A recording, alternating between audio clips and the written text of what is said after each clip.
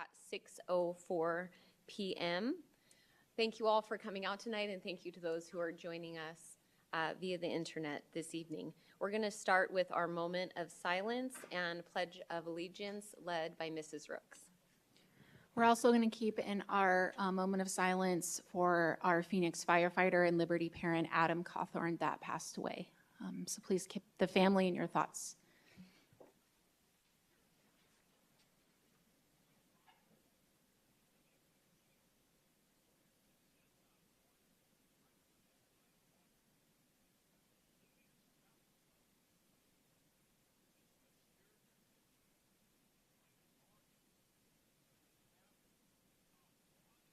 Pledge allegiance to the flag of the United States of America and to the republic for which it stands, one nation, under God, indivisible, with liberty and justice for all.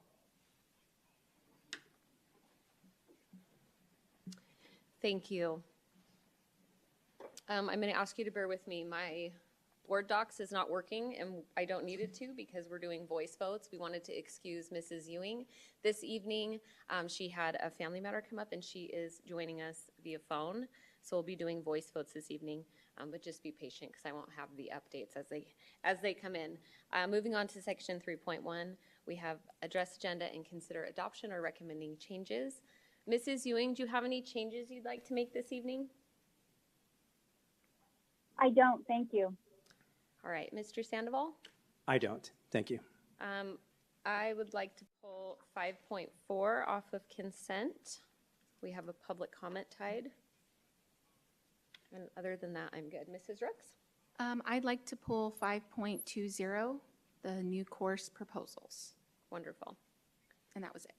Great.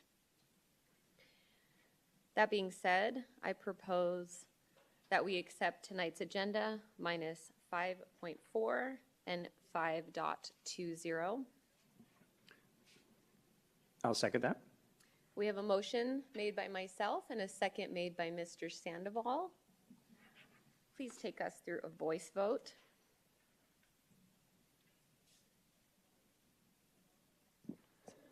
President Profit, members of the board, if you just give us one moment to get this straightened out for you. You bet.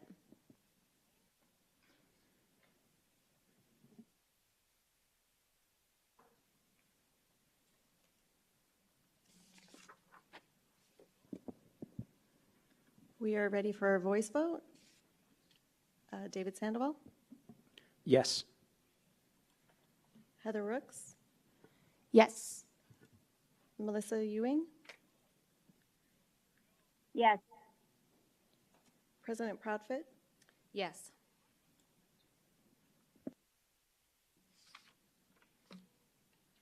The motion passes. Moving on to recognitions. Turn the time over to Ms. Airy. Good evening, President Proudfit, members of the board, Dr. Summers, and guests that have joined us this evening. It is my distinct pleasure to recognize one of my esteemed colleagues this evening. Peoria Unified is so fortunate to have Ms. Michelle Myers serve as our Chief Financial Officer. She and her department work tirelessly to ensure the district is good stewards of its resources and to present a balanced budget to the board and to maintain everything that has to do with our finances. The district's budget, as you all know, as well as so many other financial documents, are available on our website, just one of the many ways that we demonstrate transparency for our community. And in large part, this is due to the efforts of Ms. Myers and her team.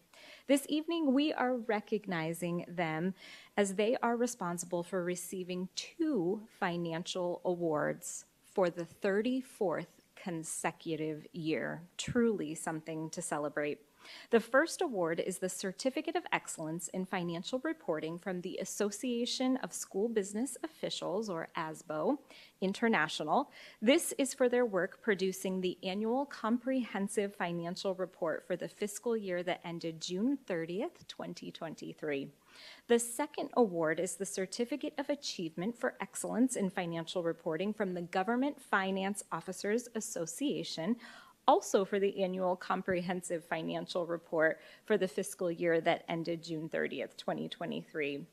Although these awards are given to the district, our community, comprised of our governing board, our cabinet, employees, our parents, and so many others, the credit is due to Ms. Myers and her team for their work as professionals in business and finance. And we are so proud to have you leading the financial efforts for our team, Ms. Myers. I know I speak for our entire team when I say thank you for the hours that you spend and the work that you do to make sure that everything is so meticulously taken care of and addressed for our district.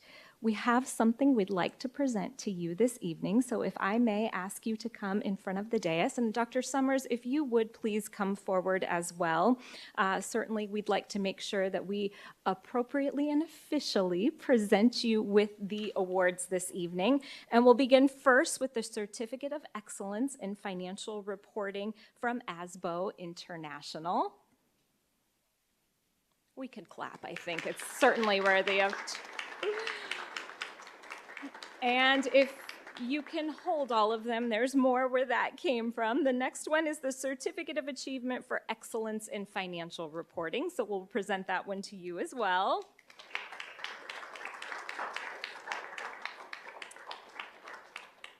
And finally, we have just one additional award to present to you as well. And certainly the award that you'll see handed to you is an award of honor. And I'm not sure if we can balance that one on your head. Certainly, I know that Dr. Summers will hold that as well. But the Award of Financial Reporting Achievement Certificate from the Governing Finance Officers Association, we are also presenting to you at this time. So thank you, Ms. Myers.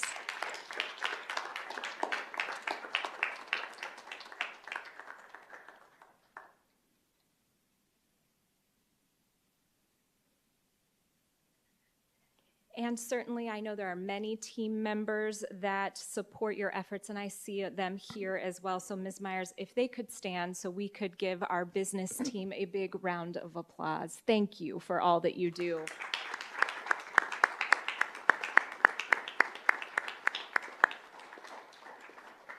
Thank you and congratulations. And President Proudfit, I will turn it back over to you for any comments from our governing board. Well, congratulations. I think one of the titles, the Annual Comprehensive Award. We have a person in charge of finance who is very comprehensive, and it's very impressive to me because that would not at all be my forte. The financial part and the numbers would not be my forte. But I'm so grateful to have Ms. Myers at the helm, that we know that all the information we're getting has been checked and rechecked and presented with a number of scenarios, and more than anything, when frightening things happen, like we had happen, a few months ago with money being recalled, and 100% confidence I always have that I know that we are a very fiscally conservative district and are not in bad positions, largely because of the work of your team. So thank you, thank you, thank you. Yeah, no, agreed. Congratulations. I mean, ever since I've been on the governing board, I mean, the business services team, your department, and those who work with you on a daily basis, just continue to be highly decorated. But 34 consecutive years also showcases that vertical or that team's ability to continuously improve and be lifelong learners and adapt, and how you continue to problem solve from a finance perspective, even during some of the most adverse times where, monies have lessened, coming into public education, but we still continue to invest in our classrooms in a way with fidelity and all centered around student success, while being good stewards of public dollars, public monies, and being very transparent, with our finances. So just thank you for continuing to sit in this seat, and congratulations to you and your team. Mrs. Ewing? Thank you. Congratulations, Mrs. Myers and your whole team. I think about how, you're not in the classroom, but yet everything you do affects all of our students and all of our staff. And because of your excellence in your profession and the team that you have built, our students are succeeding because of you, and our staff is succeeding because of you. And I want to thank you for that. And I really appreciate all of your meticulousness with the budget and making sure that every dollar is well spent. So I just really appreciate all of your effort, and I'm sad that I'm not there to actually see this, but congratulations, and I continue to be impressed by your excellence. Thank you.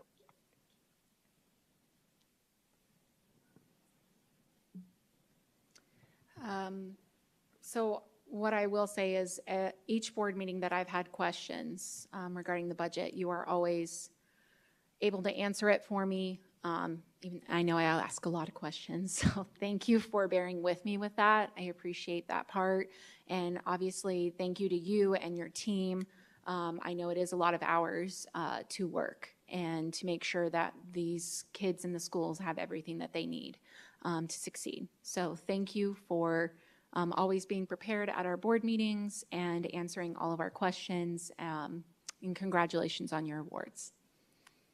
Thank you. Thank you, President Proudfit, members of the governing board. It is an honor to receive these 2 awards for our annual comprehensive financial report, but it's truly a result of not only 35 team members in business services, but every employee here in Peoria Unified has a part in our annual reporting and our compliance. And tonight I'm joined by several of our key team members. We have Mona Rodriguez, who's our payroll manager, Linda Virgil, who's our executive director of business services, Mr. Chad Scheid, who's our director of accounting.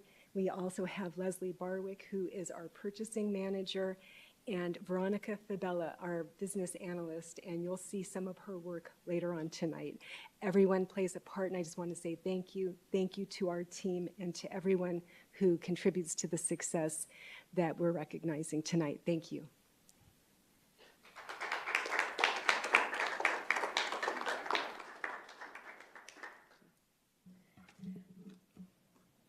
We're going to move on to board comments. We're going to start with Mrs. Ewing. Thank you. So first off, I want to thank Nicole Donner and Dr. Summers for arranging the school visits. And maybe Dr. Summers, you'll get an opportunity to talk a little bit about rounding. But I was able to, Ms. Rooks and I were able to attend Met Academy, and we got an opportunity to speak to the students there.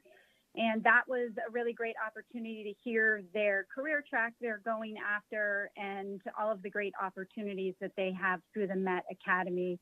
I also visited Santa Fe Elementary, and that was great hearing about just how they're looking to integrate more of that Spanish immersion. So it was really great talking with them, with Josh Rawlings.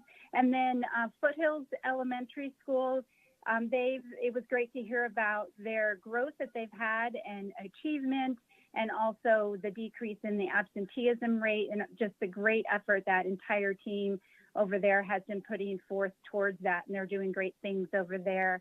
And Ms. Proudfit and I were able to go to Kachina, and we got to meet the AVID team. They're a pretty amazing group of kids, and meet the teacher there, and that was exciting. Also got a chance to visit Sun Valley Elementary School and got to hear about all of the great efforts of an 8th grade teacher over there with ensuring that our students are passing that civics test before they move on to high school. And I just was reminded about how each of our campuses have differing needs, and how we need to make sure that we're providing resources to each campus in the unique way that they each need it. And then a big shout out to Monica Martinez and her team at Arizona Council of Economic Education for inviting us all in and being a part of financial literacy.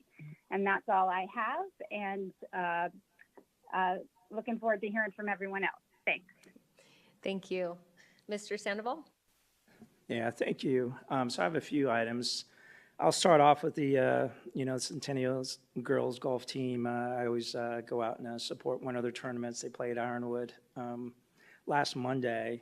It's just always neat to see the girls as they compete and as they walk the course and lift each other up, after a adverse shot, if you will. But also the coaches, how they lift up their student athletes, along the way. It's just really neat to see the competitiveness while realizing just the human kindness that exists, in sports and during that tournament. So that was a lot of fun to watch. Academic awards, I know many of us will talk about that, and Dr. Summers, I'm sure you will as well. So I'll keep it short. I mean, attending Ironwood, Centennial, and Sunrise Mountains academic awards assemblies. Sunrise was this morning, but just the number of students that continue to excel in Peoria Unified is inspiring. There's a lot of things that goes out to many, right? Certainly our teachers and staff, and certainly it's great, the partnership that we have with our families and our guardians and caregivers, et cetera, to ensure that, all of our students, have an equitable opportunity to be successful. But when you talk about, increasing in the academic letters and increases in the advanced placement pins, as well as increases in earning, highest possible scores in an AP exam, it's really neat to see the number of students that not only excelling in the exam, but the number of students that are actually taking the AP tests as well. So again, just great job in challenging, right, all of our students. Again, just preparing them, for their life and their paths that they create beyond the walls of Peoria Unified. So again, shout out to all of our teachers and staff, but our families and their partnership, but really our students, how they continue to just work every day to be the best version of themselves. So last item for me is today being World Mental Health Day. I'm going to give a shout out to our psychologists, our counselors, our social workers, our community partners, and just really how they all wrap around our students, but also how they work with families, our caregivers, as well as our guardians. So, and all centered again, around, really lifting up our students during, adverse times and, make sure they understand that all of our students matter, and putting them in positions to be successful, throughout their time here in Peoria Unified, as well as lessons learned as they go beyond the walls of our campuses. So that's what I have for today. Thank you. Thank you. Mrs. Rooks? Yes, we talked about it for the Pledge of Allegiance, but I just wanted to give condolences to the family of Adam Cawthorn. Losing a parent is always the most difficult thing, but I just wanted to, thank all of the Phoenix firefighters that came out to the Liberty football game to be there for his son and his teammates and the community surrounding that. So I just thought that was, wanted to touch on that. And then, so as Ms. Ewing mentioned, we've been doing tours, so I appreciate Nicole Donor trying to set that all up for us. I was able to tour, like I said, the Met Academy, and it was really great to hear all the different ideas that students have, internships, programs, all of those things that are available for our students. So I really appreciate hearing that. And thank you to the principal for giving the tour of it. And we got to sit in on a class. So that was really cool to see as well.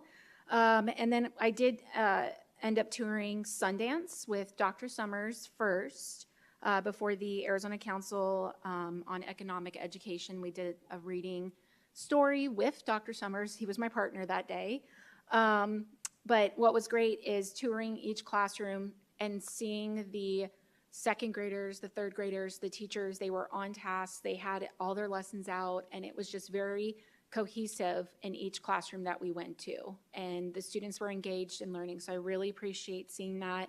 And I know that one of the classrooms, the students made a card for Dr. Summers and myself. So I know he was going to say, I asked him, I was like, please hang this up in the boardroom for all the board members to appreciate, so that it was pretty cool to see that with the kids. They made a little heart card. And And then, yes, we did a great activity put together from Arizona Council on Economic Education. I know a few of the members here in the audience were at there, and it was just really great being able to see the students have to walk through learning all the different things with economics, right? Like you get something, you lose something. So it just was really awesome to see their brains starting to understand that. Let's see. So it is National Principal Month. So I want to give a shout out to all of our principals. I did give a shout out to my kid's principal in the crosswalk this morning, Mrs. Bennett. I was like, don't want to forget. But also to all of the principals that took the time this past Saturday for the Student Council Leadership Day. We had for all of our elementary schools. They all took a workshop to teach to our student council representatives from all the elementary schools. So that was just really great to see, to come in on a Saturday morning and have that opportunity with the students and engaging with them and creating different ways to get them involved in their schools. It was just an awesome experience to see it put together. And I believe that they're going to be doing another event in the spring, and they would love to have board members, and Dr. Summers came as well. He even participated in one of the games with the student, having to take his shoe off and try to get the shoe before the other kid. Rock, paper, scissors. It was the best. I feel like that is the moments that as a board member you live for, getting to see that experience. So yeah, looking forward to more tours of the schools and looking to Dr. Summers for leadership. So thank you. Thank you. I'm going to echo some of the same things. The beautiful display by the firefighters at that Liberty game was such an example of the just heartfelt community we have surrounding PUSD and surrounding all of our students, and that was just such a wonderful bonding community experience. The tours have been going great. I was able to go to Sun Valley, and for those of you that are unaware, we have a program there called the AVID program, and I wrote it down because I always get the verbiage wrong. But AVID stands for Advancement via Individual Determination, and it's run by an exceptional teacher named Miss Bussey. And we went in there and they did a great presentation. These are kids who are really assertive in just harnessing every bit of knowledge that they can out of school. They made us each these little rocks so that we can put on the dais when things get tough. So this rock will be sitting here at my station. It was a great visit over there at Sun Valley. I was able to participate in some of the economic education reading at Sundance with several other board members. And then this Monday, I was able to do the same thing at Ira Murphy. And man, is it like the greatest thing ever when you get to just get on the floor with kids and teaching them these economic principles at such a young age. When I did it at Sundance, I was reading to kindergartners, and so we were teaching them about what is a producer and what is a consumer. And it's probably a lesson as a parent I didn't think to teach in kindergarten, but I feel so passionately about financial literacy and what that organization does. It's absolutely incredible, and I think it's very, very needed. Several of our schools are having homecoming events, so if you want to rally around the community, I know this weekend is Liberty.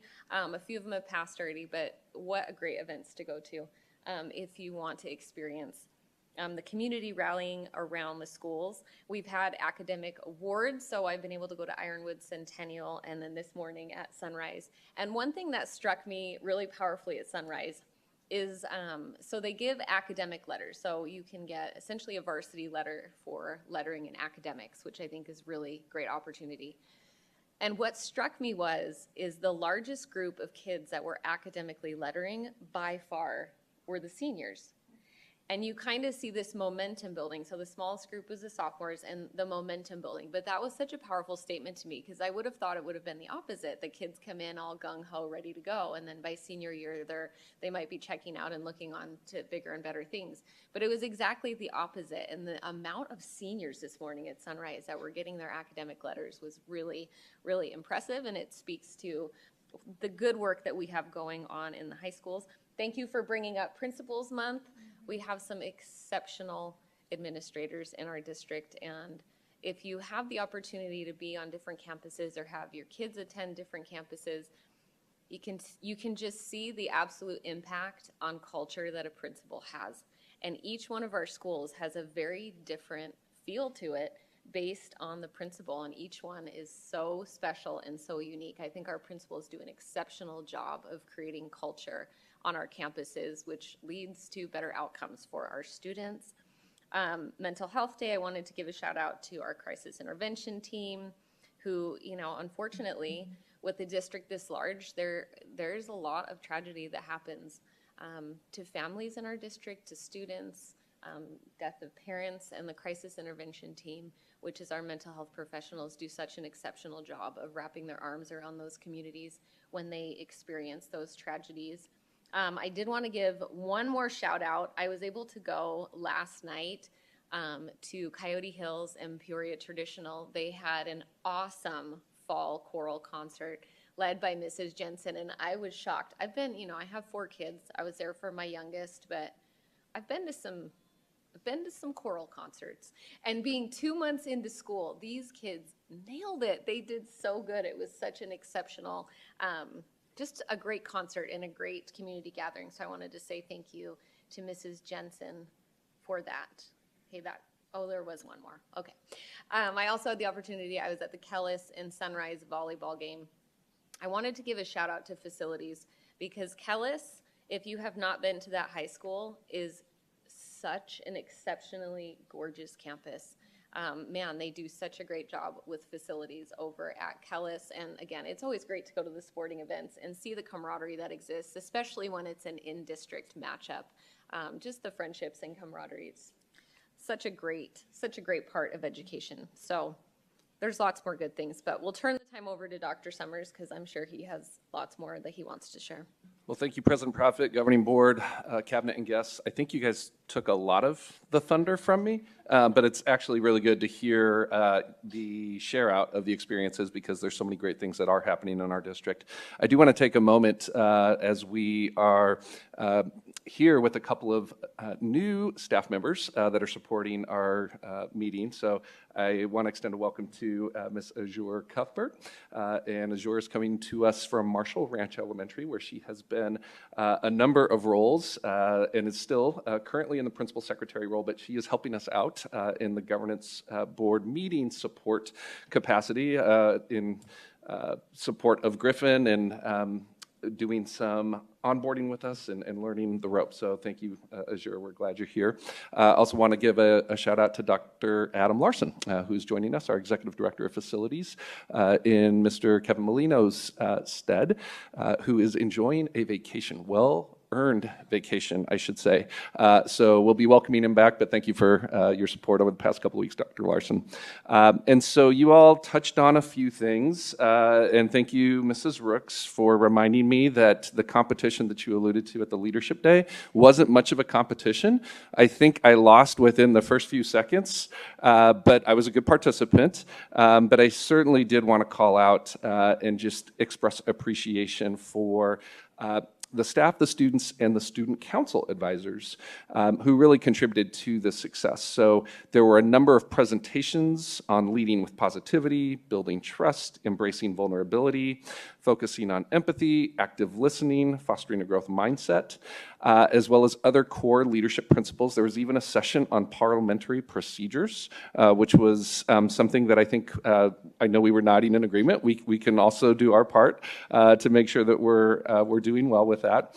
And I do want to shout out, in particular, the steering committee led by Lisa Reese, principal of Paseo Verde, Jennifer Cheeseman, and April Rodriguez, who helped organize and facilitate so many of the day's activities. So that was just fantastic. Certainly another shout out to all of our principals and assistant principals for National Principals Month. Our school leaders are on the front lines every day, working tirelessly to create safe, welcoming environments where our students can thrive. And their unwavering focus on academic excellence ensures that learning remains at the heart of everything we do. And as well, their commitment to building strong partnerships with our families and the community, fostering a sense of belonging and shared purpose. So they wear many different hats, and they do so with grace and with dignity and a commitment to integrity. And I'm just so grateful for all of our great leaders. So at some point this month, and Ms. Rick, sounds like you already had the chance to do this at the crosswalk, no less, please take a moment to extend that appreciation and acknowledge your school principal and assistant principal for the tremendous impact that they have. There was a shout out to the Arizona Council on Economic Education at the recent Econ Reads event. And that was just such a great way to celebrate Economic Education Month. So highlighting those partnerships as well as all the volunteers that are involved.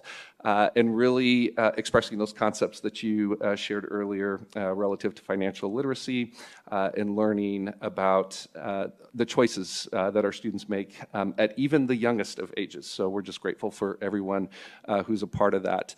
And then you also heard alluded to the governance team visits. So I appreciate that we are doing our part right now to spend some time at each of our campuses. Really looking forward to all of our future and upcoming visits. We are utilizing a process referred to as rounding. And what rounding really is, it's about acknowledging and celebrating the success that is happening at each of our sites.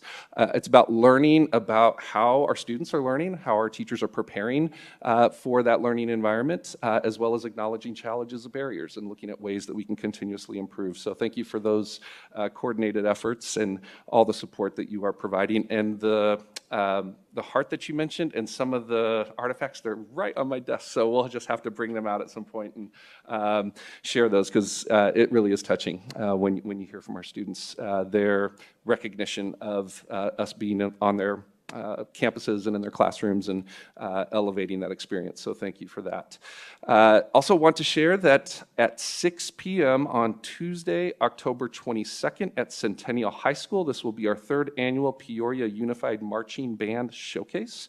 So I highly encourage our staff, our families, and community members to attend and support our talented young musicians, as well as all of our fantastic band directors coming together for an awesome big event. And if you missed the airing of our CFO in the Know, featuring our very own Chief Financial Officer, Michelle Myers, please check it out on the district's YouTube channel. CFO in the Know takes the time to answer several questions that were submitted by the community regarding school finance, and we hope you take the time to view it. Finally, I want to invite anyone who is looking to make a difference in education to the Peoria Unified Job Fair. Please join us from 4:30 p.m. to 6:30 on Thursday, October 17th at Skyview Elementary School for the job fair and on-site interviews. Our human resources team is looking to fill positions in transportation, food service, and instructional assistance, and we hope to see you there. And I think that concludes my comments for this evening. Thank you. Wonderful. Well, thank you for all you do, Dr. Summers. You are definitely a superintendent who is out and about and on all the campuses and with the people. And I think that's one thing the students really feel like they're getting to know you, and it's great to see. So it's a thank pleasure. You for that. Thank you. All right, so we're going to move to the items removed from consent. So 6.1, just want to double check, 6.1, yes. Okay, we're going to do that first. Okay, so the new course proposal. So turn the time over to Dr. Hernandez for just a minute, and then if there's any questions. Good evening, President Proudfoot, members of the board, Dr. Summers, cabinet, and guests. I'm happy to provide additional information about the request to approve new course proposals specific to upper division and advanced high school courses. As 2 of the 4 courses are advanced placement, as referenced by Mr. Sandoval earlier, I wanted to highlight just a bit of data that was shared with the board earlier this fall. From the 22-23 school year to the 23-24 school year, 6 percentage points more students earned passing scores on their AP exams, while we also saw an increase of 7 percentage points of more students attempting the tests. So this data is really testament to the high quality, rigorous instruction being provided to our students by our outstanding K-12 educators. Our students come to possess the knowledge, skill, and confidence needed to demonstrate success, which honestly starts that very first day of their academic careers with us, even in kindergarten, the work starts. So I'm President Proudfoot, at your direction, I'm happy to provide more information about each individual course, or as you would like me to proceed. I would love you just to provide, if you wouldn't mind having just a brief overview, just so that the public understands what we are welcoming into the district. Certainly. Pending governing board approval, I'll begin with advanced placement pre-calculus. A course description for advanced placement pre-calculus includes students will explore everyday situations using mathematical tools and processes. Through regular practice, students build deep mastery of modeling and functions and examine scenarios through multiple representations, including graphically, numerically, verbally, and analytically. Students will gain a deeper understanding of polynomial, I got that one wrong, polynomial, sorry, Mary, rational, exponential, logarithmic, trigonometry, and polar functions. In advanced placement course, additional topics that may be include functions of parameters, vectors, and matrices. So what does success in a course like this look like? As College Board has shared with us, specific to AP Calculus, pre-calculus, it leads to greater success in student outcomes such as improving first-year college GPA, as well as an on-time college graduation. Additionally, supporting the advanced calculus, pre-calculus, we have an honors course, so this would be replacing that particular course. As far as the curriculum goes, we already have a textbook that serves for that, so we wouldn't need to adopt a new one because, again, it's replacing that honors course. Where the words are much easier, AP Spanish, Literature, and Culture.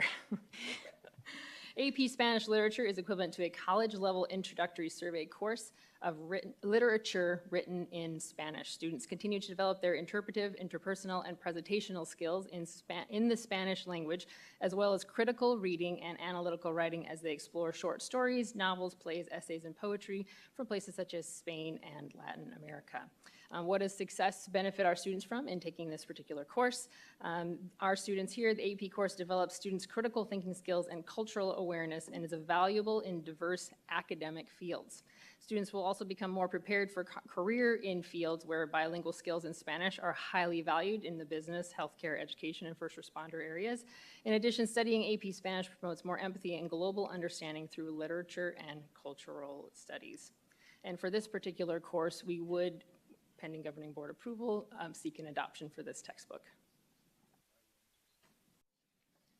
And finally, Japanese 3 and 4. Japanese 3 and 4 are a continuation of the language and culture of Japanese-speaking countries to build 21st century literacy skills. This course will focus on the 3 modes of communication in the target language: interpersonal, which is person-to-person speaking or writing; interpretive, which is listening and reading; and presentational, one-way speaking and writing. These skills are the cultural perspectives and are addressed through intermediate conversations and grammatical structures. What does success bring us for this particular course? Students develop advanced language skills, critical thinking, and cultural understanding. Success in this course can lead to college credit, advanced placement, and a competitive edge in fields like international business, education, translation, and global relations. And specific to curriculum for this course, the courses we adopted for Japanese 1 and 2 in our last round have enough content to support 3 and 4. Wonderful. Mrs. Ricks, did you want to ask questions? Yes. Yeah, I appreciate, thank you for letting me pull this off, because I like to be able to see this type of stuff so that our community, like you said, is aware of like what's coming in, what are we offering to our students, just so that they have that knowledge and understanding of all the great things that you're bringing here, Dr. Hernandez. So I do appreciate, I didn't mean to put you through the terminology that you had to say. So, but yes, I can tell, like you were really trying. So you have the curriculum for the 2 Japanese classes. So you're just going to be then looking at pending governing board approval, advanced placement, Spanish literature and culture textbook. Is that correct? President Profit, Mrs. Rooks, that is correct. Okay. All right. Yeah, I look forward to, I would like to see maybe if pending governing board approval, how many students we sign up for this. I don't know if there is a way to kind of see that over the course of the year, just to see how our students are engaging in these courses. So that was the only thing. Mrs. Ewing, do you have any questions?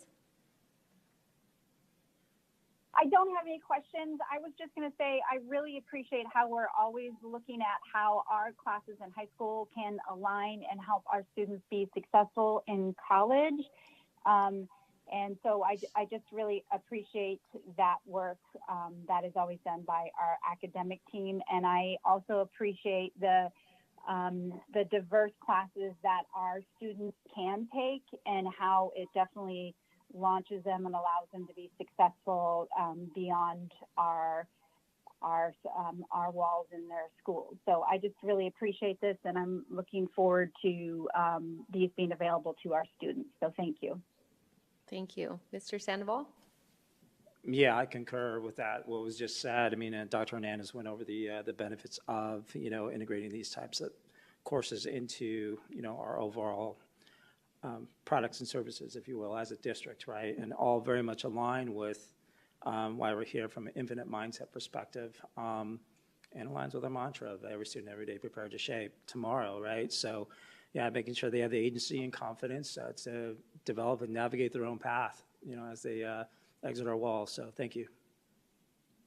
Yeah, I'm so excited every time I see our offerings become expanded, particularly ones that are going to be continuing to challenge those students that are ready for a challenge. Maybe we need to have some kind of like tassel at graduation, the little, for kids that in high school, want to finish Japanese 4. Like that is just mind-blowing. But I know that's been a popular class, and what a great skill set to be able to offer our students under the umbrella of the district. The great thing about AP classes is you really can buckle down and get quite a bit of college credit before you ever leave PUSD, and that is exceptional. So thank you for innovating, bringing us these things, and we're looking for these to begin start of next year. President Proudfit, with the exception of, make sure I get it right, Japanese 4, which would be spring of 26. The rest would begin in fall of 25. And again, pending, we do have that one adoption per policy IJJ. Right. Wonderful. I move that we accept the proposal for the 3 new the new AP courses. 4 AP, oh, that's right, because it's 3 and 4. Sorry, I'm making this verbiage up because I don't have 4 courses. All right, will someone with the verbiage written? I'll motion to approve the new course proposals as presented. I will second. Perfect. I will second. We will all second. So we have a motion made by Mrs. Rooks and a second made by Mrs. Ewing. How about? Will you take us through a voice vote? Go ahead, Mr. Sandoval. Yes. Mrs. Rooks? Yes. Mrs. Ewing? Yes. President Proudfit? Yes. Thank you. Motion passes with 4 yeses.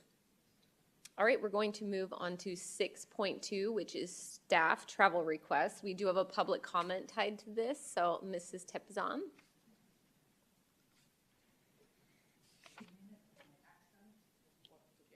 Let's try again. Good evening to all. Reading and literacy are undoubtedly important, as is math. Yes, for professional development and many more. Some people keep insisting on just 2 subjects and nothing else, math and reading. Let's give them exactly that and rethink your purpose entirely. If we are only going to focus on reading and math, perhaps we should streamline everything else. Why do we even have cafeterias? I take back what I said about healthy minds in healthy bodies last time. Parents can take a break from work to drop off lunch. If schools shouldn't interfere, then why provide meals? Let's eliminate sports and extracurricular activities too. It could all be about reading and math. What if a child misbehaves? Just send them home. We don't need to accommodate special needs kids. No nurses needed to administer medication either. Just reading and math. This should save you from the hassle of any other professional development conferences, expenses, and applying for grants to enrich the district. Let's be real, people. I've mentioned that healthy minds stem from healthy bodies, and the healthy mind is key to academic growth. If parents genuinely want to help their children succeed, they need to recognize that education goes beyond what teachers provide. It's true that a school district should focus on reading and math, but let's not forget the other 25 24 kids in a classroom where one teacher is trying to manage behavior issues. If 3 students are on IEPs for behavior problems or engaging in disruptive attention-seeking behaviors, they can easily derail the entire class' ability to learn the reading and math. The learning of reading and math of regular students must not be disturbed, and also the students with behavior issues or mental disabilities need support to be able to achieve academically as well. And teachers need support. They send disruptive students to the office, where principals need support, team of counselors, social workers, behavior interventionists to redirect with strategies and interventions so they can return to classroom to achieve in reading and math. Eating healthy lunches, sports, mens sana in corpore sano, right? All play a vital role in a child's overall development. We need a holistic approach to education that nurtures the whole child.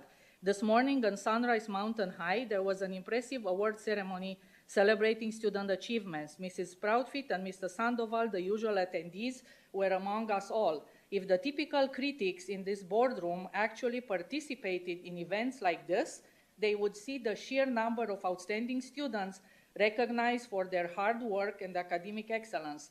These are PUSD students, and the amphitheater was packed with parents who genuinely appreciate what PUSD has to offer. Thank you. Thank you. Board members, are there any questions or comments tied to this item? I don't have any questions. Thank you. Mrs. Ewing? I don't have any questions. Thank you. Mrs. Rooks? Nope, I don't have any questions. None for me either. Will you motion? I can motion. Thank you. I just don't have the board docs that we- verbiage right in front of me, so I was going to let someone else do the motion. Thank you. Okay, it's for the it was staff travel request. So a motion to approve staff travel request as presented. I will second. We have a motion made by Mrs. Ewing and a second made by Mrs. Rooks. Please take us through a voice vote. Mr. Sandoval? Yes. Mrs. Rooks? Yes. Mrs. Ewing? Yes. President Proudfit? Yes. Motion passes with 4 yeses. All right, we're going to move on to our action items. We only have one action item this evening, and for that, we are going to turn the time over to Ms. Myers.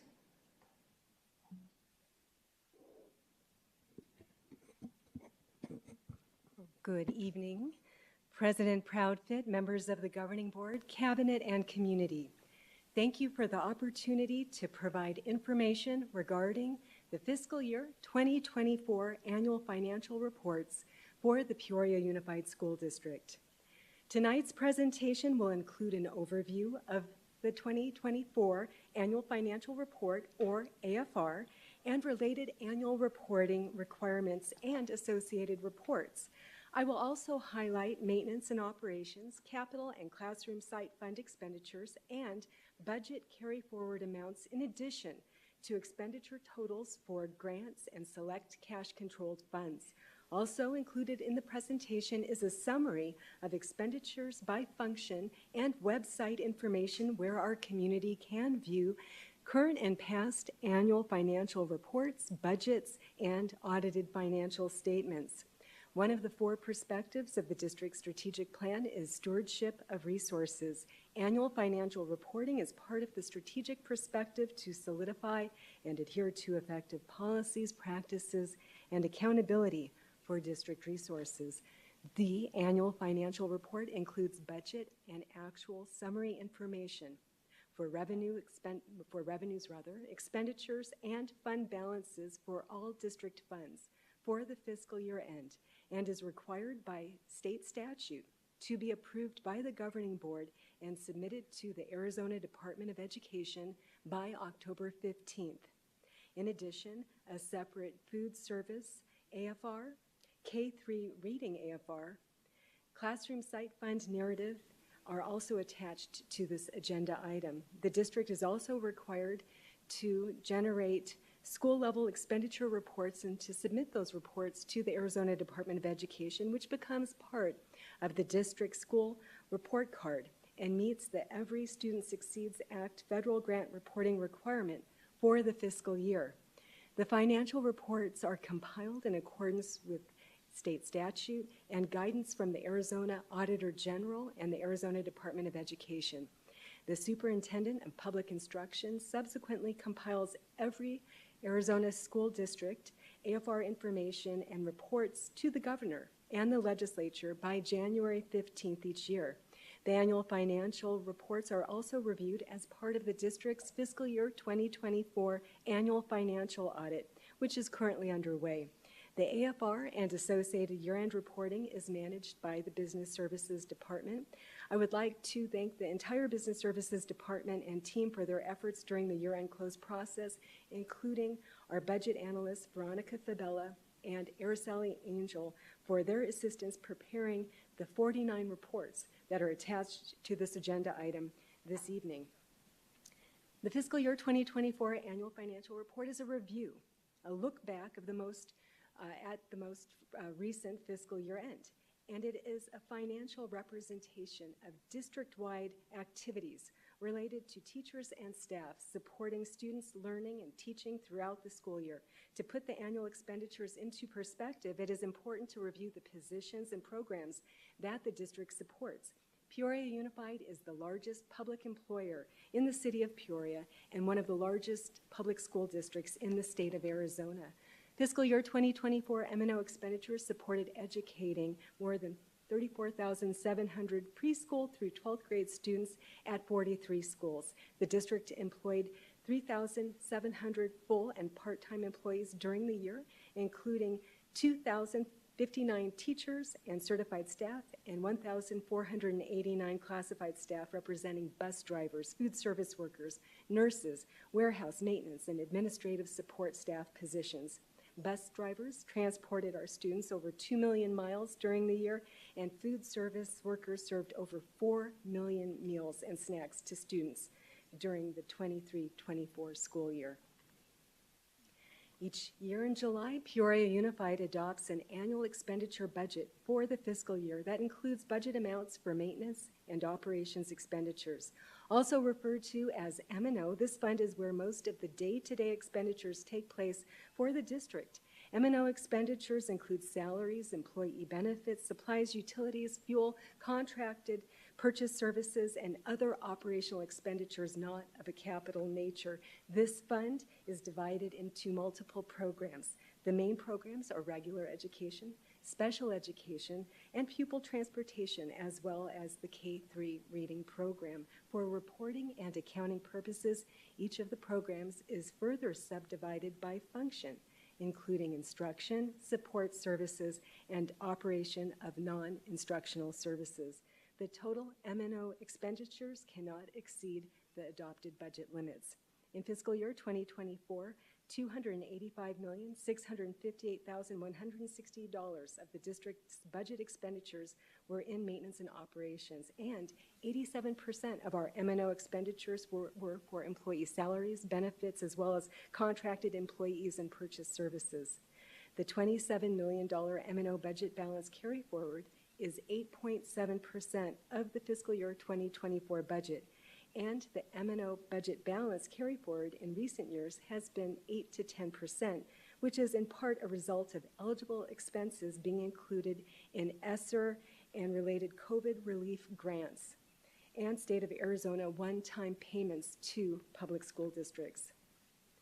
The M&O budget carry forward can be used for variable budget considerations that include cost fluctuations related to utilities, fuel, contracted staff, and insurance costs. The carry forward is also a reserve to navigate funding changes that may result from enrollment fluctuations or changes in funding amounts from the state of Arizona. In addition, the majority of the federal pandemic-related funding concluded in fiscal year 2024, and previously grant-eligible expenses, like expanded summer school as an example, will revert back to district M&O funds starting in fiscal year 2025. The M&O budget balance carry forward also supports cash flow management related to the $37.5 million annual state of Arizona rollover funding payment. Peoria Unified receives our funding each year in a series of payments. And for quite some time, there's been one large rollover payment that we received in early July related to the prior fiscal year. And that's what I'm referring to with the $37.5 million rollover payment. And by having cash on hand to manage those cash flow needs, it eliminates the need for Peoria Unified to sell tax anticipation notes or to use the Maricopa County Treasurer credit line. And we subsequently then save on borrowing costs related to those types of supports. The budget balance carry forward is also a reserve to address Prop 123. And you'll recall back in 2016, Prop 123 was approved by the voters. It in part put back in place funding increases related to inflation. That's that 2% increase you've heard me refer to in recent years. Well, it's important to note that in fiscal year 2026, there's going to be a reduction related to $75 million of that Prop 123 funding. And so districts are preparing for that. And for Peoria Unified, that equates to $2.3 million that in part we're planning for, that our budget balance carry forward can help address. Also, in addition to the $2.3 million, there are also Prop 123 triggers in the Arizona Constitution, Article 11, Section 11, and beginning in fiscal year 2025, if the total amount of general fund appropriations for Arizona Department of Education is at least 49%, but less than 50%, or at least 50% of the total general fund appropriation, the legislature is not required to make the 2% inflation adjustment for the base support level in the next fiscal year. And actually, depending on that percentage, there can actually be a reduction in the base support level that's already in place. So that's something we're watching very closely as expenditures related to education have increased, not only public education, but ESAs, Empowerment Scholarship Accounts. Another consideration related to the M&O budget balance carry forward is the Arizona aggregate expenditure limit for public school districts. If the AEL spending cap is not overridden by the legislature each year, Peoria Unified would be required to reduce the district's state appropriated budget in the fourth quarter of the fiscal year. And that would equate to approximately $50 million if indeed the AEL was in place. And so that's something we monitor. It's been overridden for fiscal year 2025, but there's not a permanent solution at this point in time. In addition, each year, the Office of the Arizona Auditor General publishes a school district risk analysis. The analysis uses a year-round process to gather and analyze the most current data available for 10 financial risk measures. Collectively, the measures relate to the district's overall financial risk of not being able to operate within available cash resources and budget constraints. The analysis identifies districts at the highest risk of both current and potential financial difficulties, and it can help district decision makers recognize the need to take action to improve their financial position. So in December of 2023, the Arizona Auditor General published that report, and administration has shared that report with Peoria Unified. We are not at financial risk at this time related to our budget reserves. The review includes monitoring enrollment and declining and unbudgeted limit reserves. So that's something I just wanted to bring forward and acknowledge tonight. Capital funds are different than M&O funds and include furniture, athletic equipment, textbooks, instructional aids, computers, and software. Unrestricted capital expenditures in fiscal year 2024 totaled $26.4 million. A number of the purchases that would normally have been charged to capital were eligible for grant funding during the fiscal year. The $36.8 million unrestricted capital budget carry forward is prioritized for future capital projects pending a new bond authorization. Projects include safety, technology, vehicles, priority and essential maintenance projects, and other expenditures that I will detail later in the presentation. Building renewal funds consist of monies requested from the Arizona Department of Administration School Facilities Board, School Facilities Oversight Board, to maintain the adequacy of existing school facilities. The district currently has renewal grant awards for Cheyenne Elementary and Country Meadows Elementary schools for roofing and weatherization projects. The $4.8 million of related project expenditures did not take place in fiscal year 2024, but will take place in fiscal year 2025. And adjacent ways funds are used to account for special property tax assessments used for constructing, maintaining, and improving any public ingress or egress adjacent to land owned by the district. That includes bus lanes and fire lanes.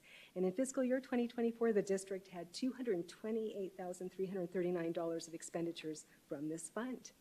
The $36.8 million capital carry forward will be used for future capital projects and expenditures, a number of which would normally have been included in a bond program. The budget carry forward was enhanced by $9.5 million of one-time funding, representing Peoria Unified's portion of the state of Arizona's $300 million one-time payment to school districts for fiscal year 2024. The fiscal year 2024 capital projects included safety, technology vehicles, and priority and essential maintenance projects.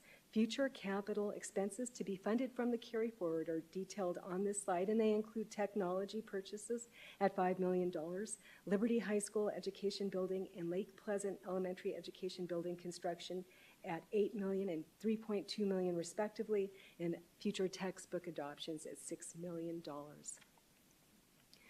The bond building fund is used to account for proceeds from district bond sales that are used for school and building renovations, pupil transportation vehicles, technology, and other eligible capital expenditures as approved by the voters. And I've mentioned before, our last bond was approved in 2012. Our last bond sale occurred in 2019, and our former bond program is fully expended in fiscal year 2023, and so therefore there are no bond-related expenses in the fiscal year 2024 annual financial report. And the classroom site fund accounts for the portion of the state sales tax collections and state trust land income provided to school districts as an additional source of funding for teacher and student support services, staff compensation, and performance pay. In fiscal year 2024, total classroom site fund expenditures totaled $25 million.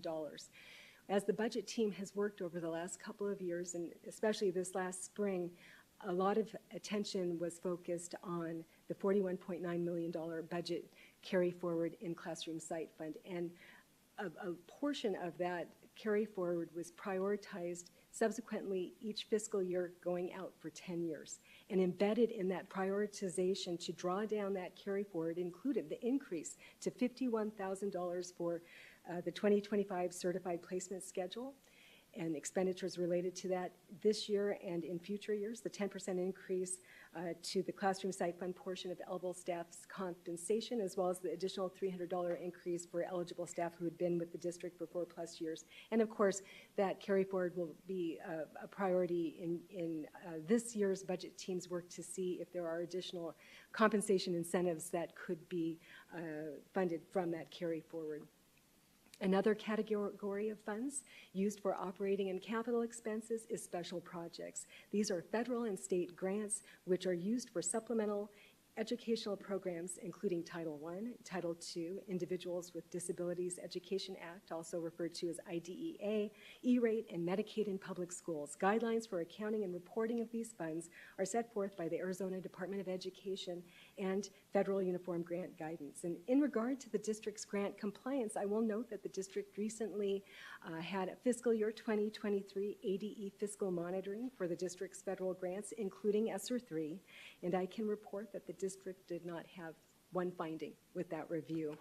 In fiscal year 2024, federal and state grant budgets totaled $62,026,074 with $45,755,019 in expenditures and transfers, including $2.4 million in indirect costs. Administration has previously shared the district received COVID-19 federal funding starting in fiscal year 2020. The primary federal pandemic grants were the Elementary and Secondary School Emergency Relief Grant Funds, also referred to as ESSER. ESSER 1 sunsetted September 30th, 2022. ESSER 2 sunsetted September 30th, 2023. And ESSER 3, which is the final pandemic grant, actually concluded on September 30th.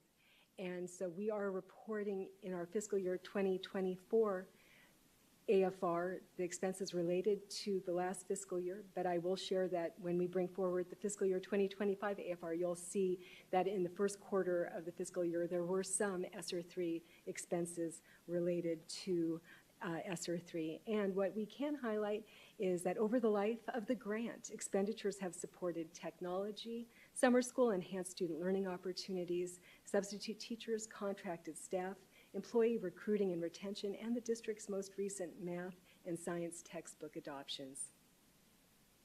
Also included in the AFR are cash-controlled funds. Examples include the auxiliary fund, which is related to bookstore operations and the payment of student fees, participation fees, class fees as an example.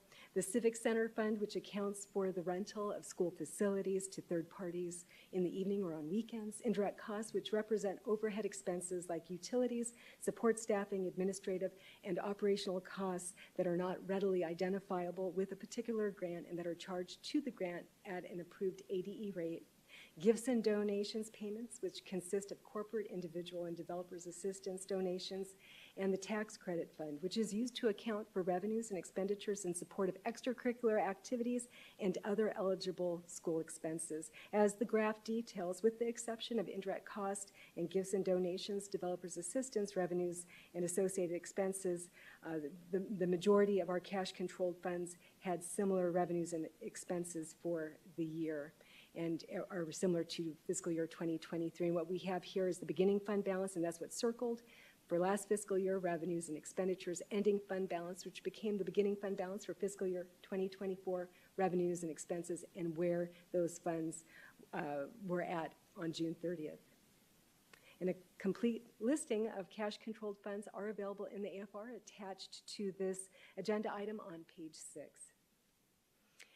Arizona public school districts are required to use a consistent chart of accounts detailed in the Uniform System of Financial Records. This publication is a joint responsibility of the Arizona Auditor General and Arizona Department of Education. And this document interprets Arizona Title 15 and contains the guidelines and requirements Arizona school districts must comply with, and governs how funds can be used and how activity is accounted for in the accounting system. The function describes the activity for which a service or material is acquired and allows for an apples-to-apples comparison among public school districts here in Arizona.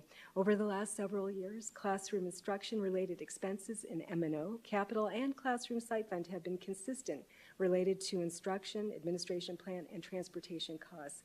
The $24 million expended for ESSER 3 in fiscal year 24 is being brought into this analysis this year to show that a number of instruction-related expenses that were M&O eligible were included in the grant. District additional assistance non-instruction costs also increased in fiscal year 2024 due to construction projects on school campuses, including front office security projects that are not charged to function 1,000. So you'll see that they're to the far right under transportation and other, that column. In addition, we had subscription-based information technology software that was purchased for instructional use, but due to state coding requirements, the district and all districts, if there are certain eligibility criteria that are met, you must use function 5000. The reason why I bring this to your attention, it moves what are instructional expenses into those other categories, and you just want to be aware that those are actually state-level requirements on how that's funded. And finally, we have information available on the district's website, from our budgets to our AFR, which is that look-back budget to actual expenditures, as well as our audited financial statements, which is our annual comprehensive financial report, where we were recognized earlier in the board meeting. And so that information goes back to 2010, rather. So we have a number of years that our community can review. And with that, that's our AFR presentation. Thank you. Administration is available to answer your questions. We do have one public comment tied to this item, so we'll do that now. It's Mr. Toby.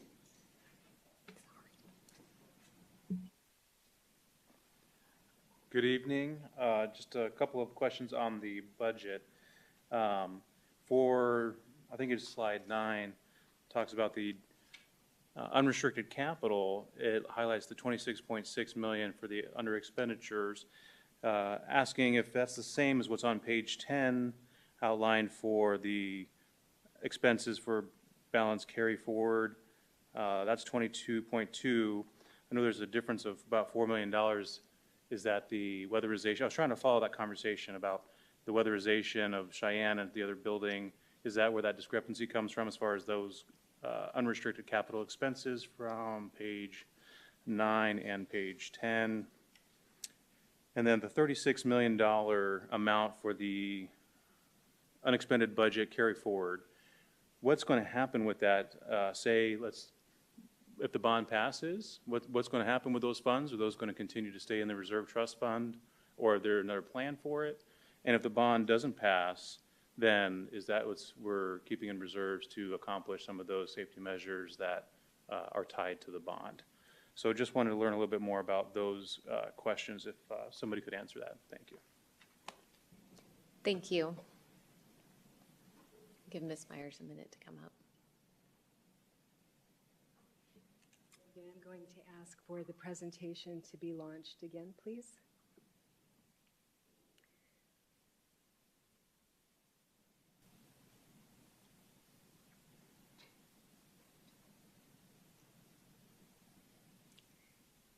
So I'll refer to our Maintenance and Operations Fund, slide 6.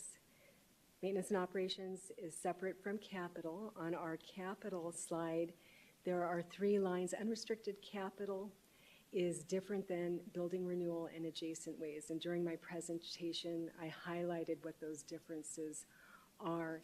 And as far as our carry forward, the $36.8 million noted at the bottom of this slide agrees to the $36.8 million in the far right column. And I'm trying to recall the other questions that the community member asked. But on this slide here, this $22.2 million highlights where we have already prioritized in our district's capital improvement plan, and in some instances have made procurement awards. An example would be our Lake Pleasant Education Building is currently under construction. And so we are committing dollars through those awards, as well as the Liberty High School building. We're going into the final stages of the procurement work with that, and that construction will start as well. So the 22.2 is an illustrative example of where we have prioritized a large portion of the $36.8 million budget balance carry forward. Now, when administration worked with our Citizens Advisory Committee and a recommendation was made related to the bond, we identified where Peoria Unified each year with our annual capital dollars as well as available carry forward would be providing funding for certain priority projects, and that actually then reduced the dollar amount that would be needed for a bond authorization. So a good example of that would be if we didn't have the $5 million with the capital carry forward available with district local funds, that might have needed to have been in a bond, just to compare and contrast that. And then, of course, I did mention earlier, we have a number of priority projects, priority and essential, transportation, technology, and similar projects. And if there is bond funding, some of the priority and essential projects would be included in a future bond versus local dollars. But we do, within our capital plan, have a multi-year approach with local available dollars to address those needs. And again, embedded in the $36.8 million carry forward was that $9.5 one-time funding, $9.5 million of one-time funding from the state for fiscal year 2024. Thank you. Board members, are there any questions or comments? Mrs. Ewing? I don't have any questions. I just really appreciate how meticulous Ms. Myers always provides these presentations. And just in looking at everything, I just appreciate how everything is really geared towards ensuring our students have a great learning environment. So I just want to say I appreciate the depth and the comprehensive presentation. So thank you, Mrs. Myers, and your team. Thank you. Mr. Sandoval? Yeah, no, agreed. I mean, I've said it many times, and I said it earlier, it's the conservativeness, certainly being good stewards of public dollars, especially when it's set the carry forward dollars, right? And how those are there in the case of adversity, right? And whether it's state funding or the AEL, et cetera. I know if the AEL doesn't get overridden, it's a large dollar amount. So if we don't have those monies, again, I'll just go back to the size of our district. It's the fourth largest interstate. So, it does, we invest, every penny, into our youth, which I absolutely appreciate. So just thank you for always, being forward thinking and what may be coming around the corner. And again, being good stewards of public dollars. Appreciate it. Mrs. Rooks? Yeah, I mean, Sandoval, I appreciate you mentioned the AEL, and I know that has been brought up each year, and I think I would just say thank you to our legislators and senators, because I know each year they have voted for that for the school district. So, I think that's important to note as well. I did have a question, and it's with page 9. The 36.8 million, it does say projects include safety, and then it has auditorium repairs and upgrades. And then when you do go to page 10, it has 22.2 million. I guess I just didn't know what's the extra money left over? Where is that going? Do you have anything prioritized for the safety and repairs, upgrades? I wasn't sure on that one. Thank you. President Proudfit, Mrs. Rooks, that's a very good question. We have a multi-year capital improvement plan that prioritizes priority and essential projects that need to be first in line. And what we've got with this description at the bottom of the side is illustrative, saying here are examples of areas of priority within the carry forward. The next slide is the detailed committed budget amounts from that carry forward. Now we have an informal approach to our reserve to not go below 5%. It's been between 5 and 10 with M&O. If you reduce 36.8 by 22 million, you've brought that carry forward down significantly. And if the district does not have a future bond in place, what's remaining would not go very far to address all of the needs in our multi-year capital improvement plan. But administration with available funds is prioritizing what needs to be first in line, safety and things like HVAC or something that would cause a building or a theater to not be able to operate.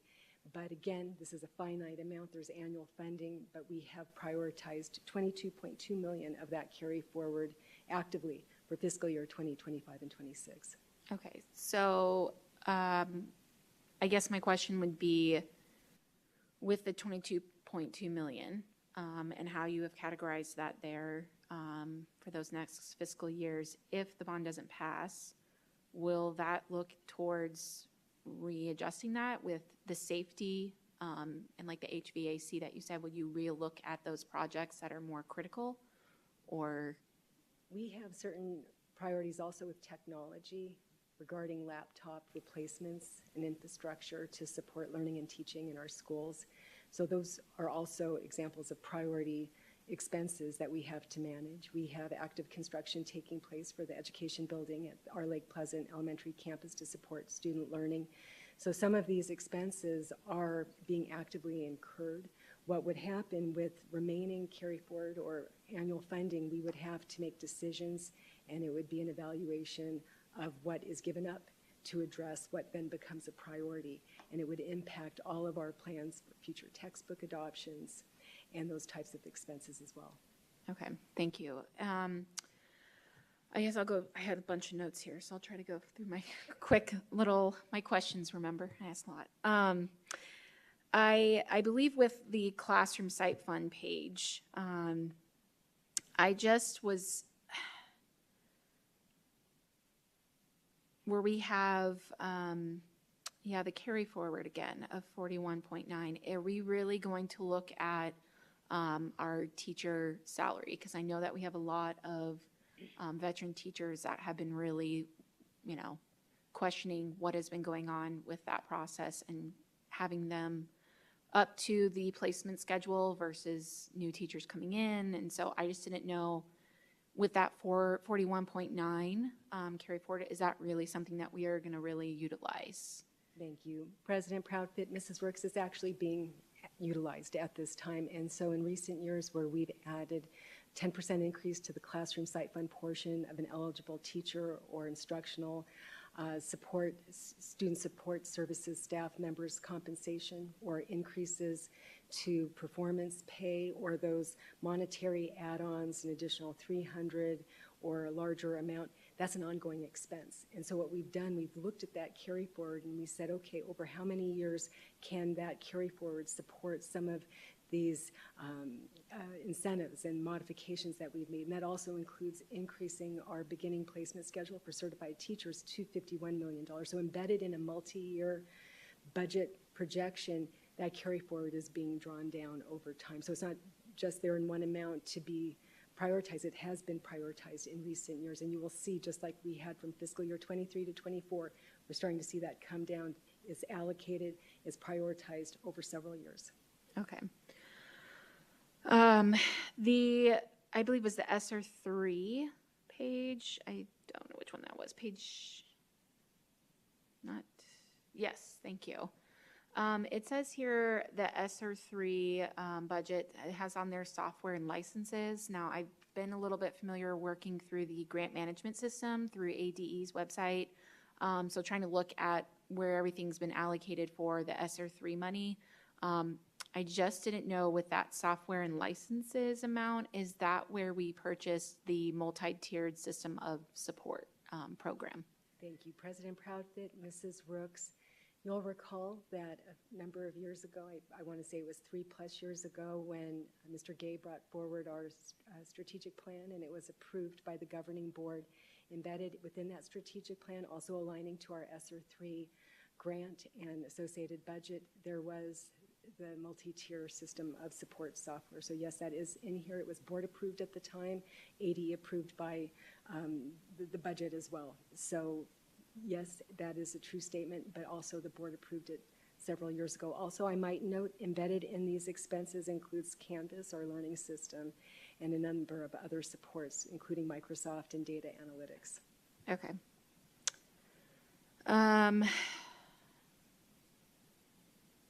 And then I think there was a part of 28 million was the budget for ESSER 3, and we're around 23 million. I think I saw that on a page. I quickly wrote it down.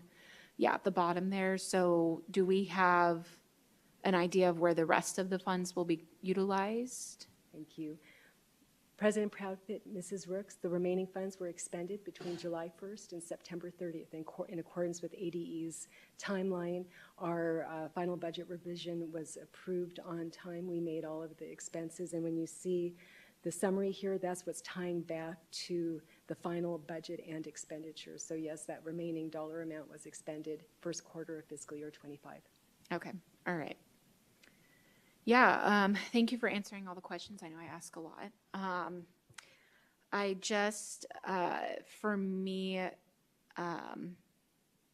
I have seen a lot of, just in my experience of walking through the schools and talking to employees, just that there seems to be a lot of things that we just purchase and then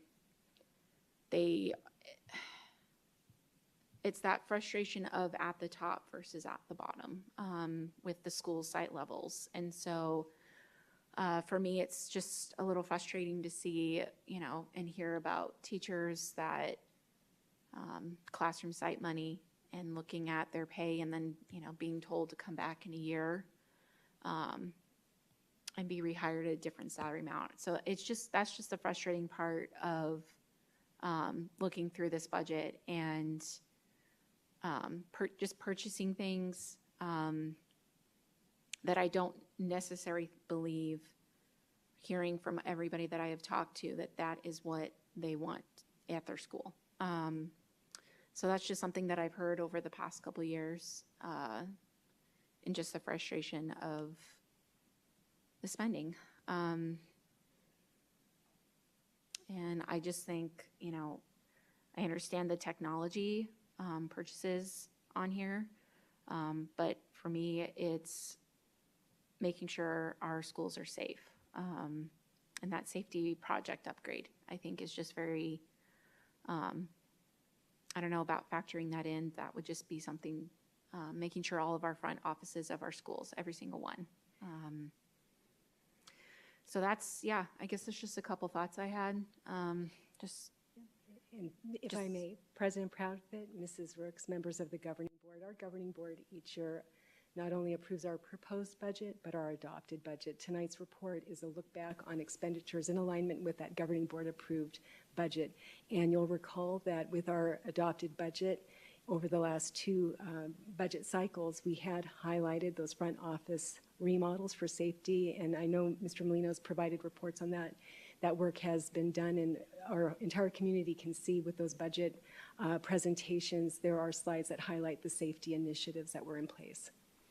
yeah, yep, I understand. I remember all of that, but I was just reading from the 36.8 million projects include safety, and then how you broke it down at the next page, and just not seeing the safety, and you know, we have repairs and upgrades on there. That's just the part that I was just kind of mentioning, that you know, depending on bond approval or not, like, I just think that those areas are key.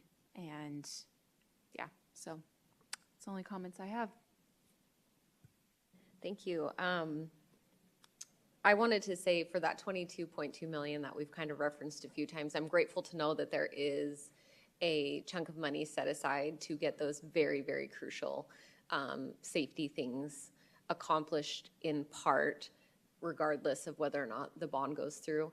I mean, that would cover like a drop in the bucket of what needs to be done. I think we all need to remember that we have such a large comprehensive district. I mean, the amount of facilities that we have to maintain and the age span of our district is, I mean, it's definitely overwhelming to me.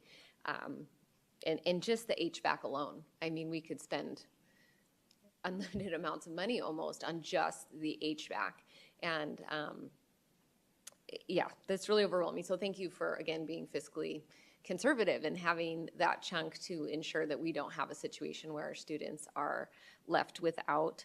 One of the things that's been really exciting to me as we kind of take this look back is, I feel like the past year especially, we've had a lot of opportunity in the district to really see our dollars at work.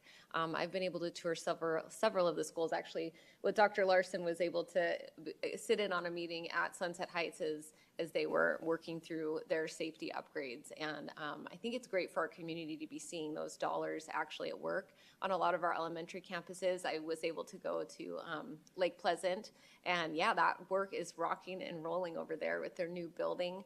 I know the Liberty community is very, very, very excited to be getting their new building, and so I'm excited to see these demonstrations. I mean, obviously, we're spending money on great things, but you know, probably community members aren't going to see the technology upgrades as much. But being able to see the facilities piece, I think, is a really cool thing we've been able to do over the past, you know, 12 to 18 months within the district. And then I just wanted to highlight one more thing that you said, and one thing you said in your presentation is that we're working on those compensation initiatives for our teachers, for our staff, to ensure, to Mrs. Rooks's point, the compression schedule for some of our veteran teachers. I know that's something we're able to make a little shift on, you know, use what we could and give a little bump, but looking forward to being able to continue in those initiatives and be able to provide, you know, really great compensation for the people in our district who absolutely are on the ground doing the most important work. And again, just thank you to your finance team for the amount of work. My head spins. Like, I mean, math was not the thing I scored the highest on in high school, but so the work that you do and just how dynamic and comprehensive the finances, not just of education, are, but specifically within our district, is it's incredibly appreciated, the amount of intelligence and thoughtfulness and fiscal responsibility that you and your team have. So thank you very much. President Proudfit, if I may, so sorry. I forgot to ask one more question. It's in relation to, I read through each of the elementary and high schools, like their individual budgets. So I do appreciate you putting that up there for the community to see and how that works. Could you maybe explain, I guess, just the process of setting those budgets for each individual school based on their needs, and that, you know, we really are ensuring that everybody is contributed to their school and what they need? Thank you, President Proudfit, Mrs. Rooks. The school level reporting is a combination of direct expenditures that were accounted for at a school level, and I'm going to be technical here. And when we talk about an account code structure, it tells a story, everything from the fund to the function. Is it instruction? Is it support? What are you buying? Is it a salaried employee? Is it a supply? We account literally at a project level across the board with all of our funds. And so oftentimes there are direct expenditures that might be related to a school's actual budget allocation, or it might be at a district level. So an example of that would be our salary structure as far as our staffing model. That's managed at a district level, not at a school level. So at the end of the fiscal year, we are required, based on what's a unit and course structure format, to allocate out the expenses district-wide based on either a direct expense or a weighted allocation. Great. I thank you, Ms. Myers. I like reading through each one and just seeing, you know, how we are really making sure that each school has what they need, and ensuring that they are successful. So I appreciate you explaining that process with our community. If there are no other questions or comments, I motion to approve the 2023-2024 annual financial report. I'll second that. We have a motion made by myself and a second made by Mr. Sandoval. Please take us through a voice vote. President Proudfit, may I ask if we could reference annual financial reports? Reports. As presented, please. Yes. Thank you. So I motion that we approve the 2023-2024 annual financial reports as presented. I'll second that. Motion made by myself and a second made by Mr. Sandoval. Mr. Sandoval? Yes. Mrs. Rooks? No. Mrs. Ewing? Yes. President Proudfit? Yes. Motion passes with 3 yeses. Thank you, Ms. Myers. We're going to move on to Section 8, our discussion items. 8.1, the annual maintenance and operations override program update. Turn the time back over to you, Ms. Myers. Thank you very much. Good evening again, President Proudfit, members of the Governing Board, Dr. Summers, and community. Thank you for the opportunity to present the fiscal year 2024 Maintenance and Operations Override Program update. I will note that this is the first year in over a decade that administration does not have a bond program update as part of tonight's presentation, because the district's 2012 bond program was fully expended in fiscal year 2023, and a fiscal year 2024 update is not required. Tonight, I will provide background information on the annual Maintenance and Operations Override Program, as well as highlight override expenditures over the last fiscal year. At the end of the presentation, administration will be available to answer your questions. School districts are required by statute to provide an annual update on override and bond program expenditures and remaining available funds at a public meeting between the dates of September 1st and October 31st. Tonight's presentation meets that requirement. Maintenance and operations, as I've shared many times before, the expenditures in that fund are where the day-to-day operations take place for the district. This includes salaries and benefits, supplies, utilities, transportation, and other operational expenditures not of a capital nature. Maintenance and operations funds cannot be used to build a new school or to renovate and repair buildings and campus infrastructure. Arizona revised statutes and the legislature allow a public school district to ask its community to approve an annual M&O budget increase through an override election to support positions and programs that may not be possible utilizing funding that is received each year from the state of Arizona. Statute allows an M&O override to exceed the maintenance and operations budget up to 15% of the revenue control limit. The Peoria Unified School District M&O override is a 13% override, which is supported through secondary property taxes within the district. And I will note all of our surrounding unified districts have a 15% override.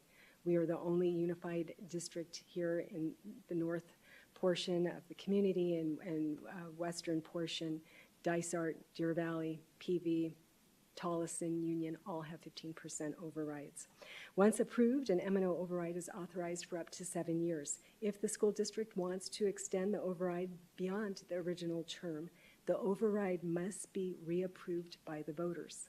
That's very important to note. If not reapproved, the override begins to phase down. They'll phase down 1/3 in year 6, 2/3 in year 7, and is fully eliminated in year 8. The Peoria Unified School District community approved the continuation of the district's current 13% M&O override in November of 2020. The current 13% M&O override funds assistant principals, nurses, and healthcare providers at our campuses, athletics, extracurricular activities, PE, art, band, and choir, and gifted and reading programs throughout the district. The funding also assists the district in maintaining class size, providing compensation to attract and retain quality teachers and staff, and it provides funding for all-day kindergarten, as the state of Arizona only provides funding for a half day. So our override allows us to offer that support free of charge to our community. In fiscal year 2024, the M&O override provided $33.2 million of additional M&O funding for positions and programs in the district. The district's tax rate is calculated annually and is based on the tax levy for the district and assessed values that are calculated by the county assessor. Moving ahead. The primary tax rate is related to state guaranteed funding for school districts, and the equalization formula is that base support level that I've mentioned. Irrespective of where a student goes to school, in Arizona they receive the same base support level of funding. The primary tax rate is related to that funding, and it's set by the state. It will be levied even if a school district does not have a community approved override or bond.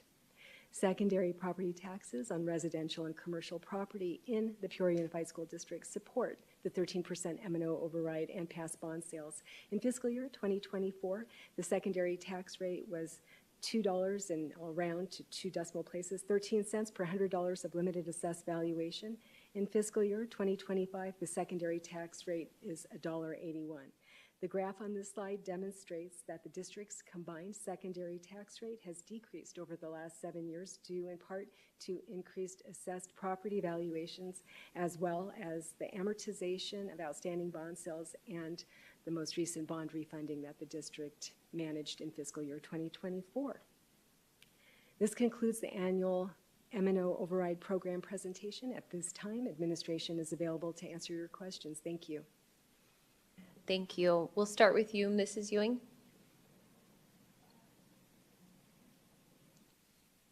Sorry, it took me a moment to unmute there. You know what? I don't have any questions. I feel like we've been over this before with the override. So I appreciate the report and the review, and I don't have any other questions. Thank you. Mr. Sandoval? Yeah, no, it's always good to take a look at the impact the M&O has on people throughout the district, and an all-day kindergarten, which is a critical offering that we here in Peoria Unified offer to our families and our youngest learners. So thank you for the presentation. Mrs. Ricks? Yeah, thank you for the presentation. I do appreciate everything that you put together for it tonight, and I don't have actually any questions. So thank you. Thank you. I just wanted to say, if any parent has not had the opportunity to pay all-day kindergarten, we had that with our oldest in a different district, and that is a massive, massive hardship for families, especially when you look at parents who are working that need that full school day. That puts an incredible burden on parents, and so being able to offer that within the district because of the override is certainly definitely, in my opinion, a necessary service for our community. Thank you for the presentation. We'll be talking lots more about overrides in the coming year, probably, so look forward to that. Thank you. All right, moving on to 8.2, we have the first read of policy DJE and DJE-R. I promise this is my final This is presentation your night this evening. tonight. Well, good evening again, President Proudfit, members of the Governing Board, Dr. Summers, and community. Tonight, I will review a first read of policy DJE and DJER, and the recommended changes to both the bidding purchasing procedures policy and associated regulation. And you'll note here we have DJE on the screen, and this policy outlines requirements related to district procurement and that all district purchases should be in accordance with the relevant sections of Arizona revised statutes and the Arizona Administrative Code. The policy covers purchases not requiring bidding, purchases requiring bidding, and related requirements. And language highlighted in red is being added to the policy to recognize requirements related to federal grant funding, also referred to as Uniform Grant Guidance, and Education Department General Administrative Regulations, also known as EDGAR, as well as other applicable grant regulations. Now, I will say that the district already adheres to these requirements. That's part of our grant management and annual reporting. Our compliance is evaluated each year as part of a single audit, and I mentioned earlier we just completed fiscal monitoring with ADE. However, the red text that's being added is formally adding these requirements to the policy. And I will note that there is a requirement where, to the extent applicable, a district contractor shall comply with any and all federal, state, and local laws, statutes, ordinances, rules, regulations, and any interpreting guidance as currently enacted or as subsequently amended required by the receipt of federal funds. That's a lot of verbiage that basically says in our PO terms and conditions, as well as in all of our procurement contracts and solicitations, we highlight those federal requirements as part of the work that we do, especially if we are using federal funds. And now if we could please launch the regulation.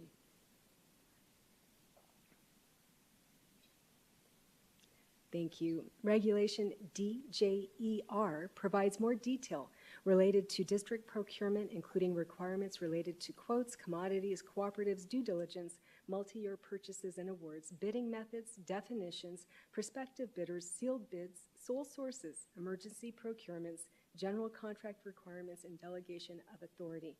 And from time to time, we'll provide a presentation to the governing board and community regarding our procurement requirements. Excuse me. And we most recently did that presentation this spring, and that's available on board docs if anyone wants to learn a little more about this process. In addition to the required language related to federal grant compliance and EDGAR and Uniform Grant Guidance requirements, we have updated on the latter part, I believe it's the last page or second to the last if we want to scroll down. We noted that there were some legacy positions and titles that were listed in this regulation that had been crafted a number of years ago. So here's the new language for the federal grant requirements. And if we keep going down, we're on the last page. If we scroll up,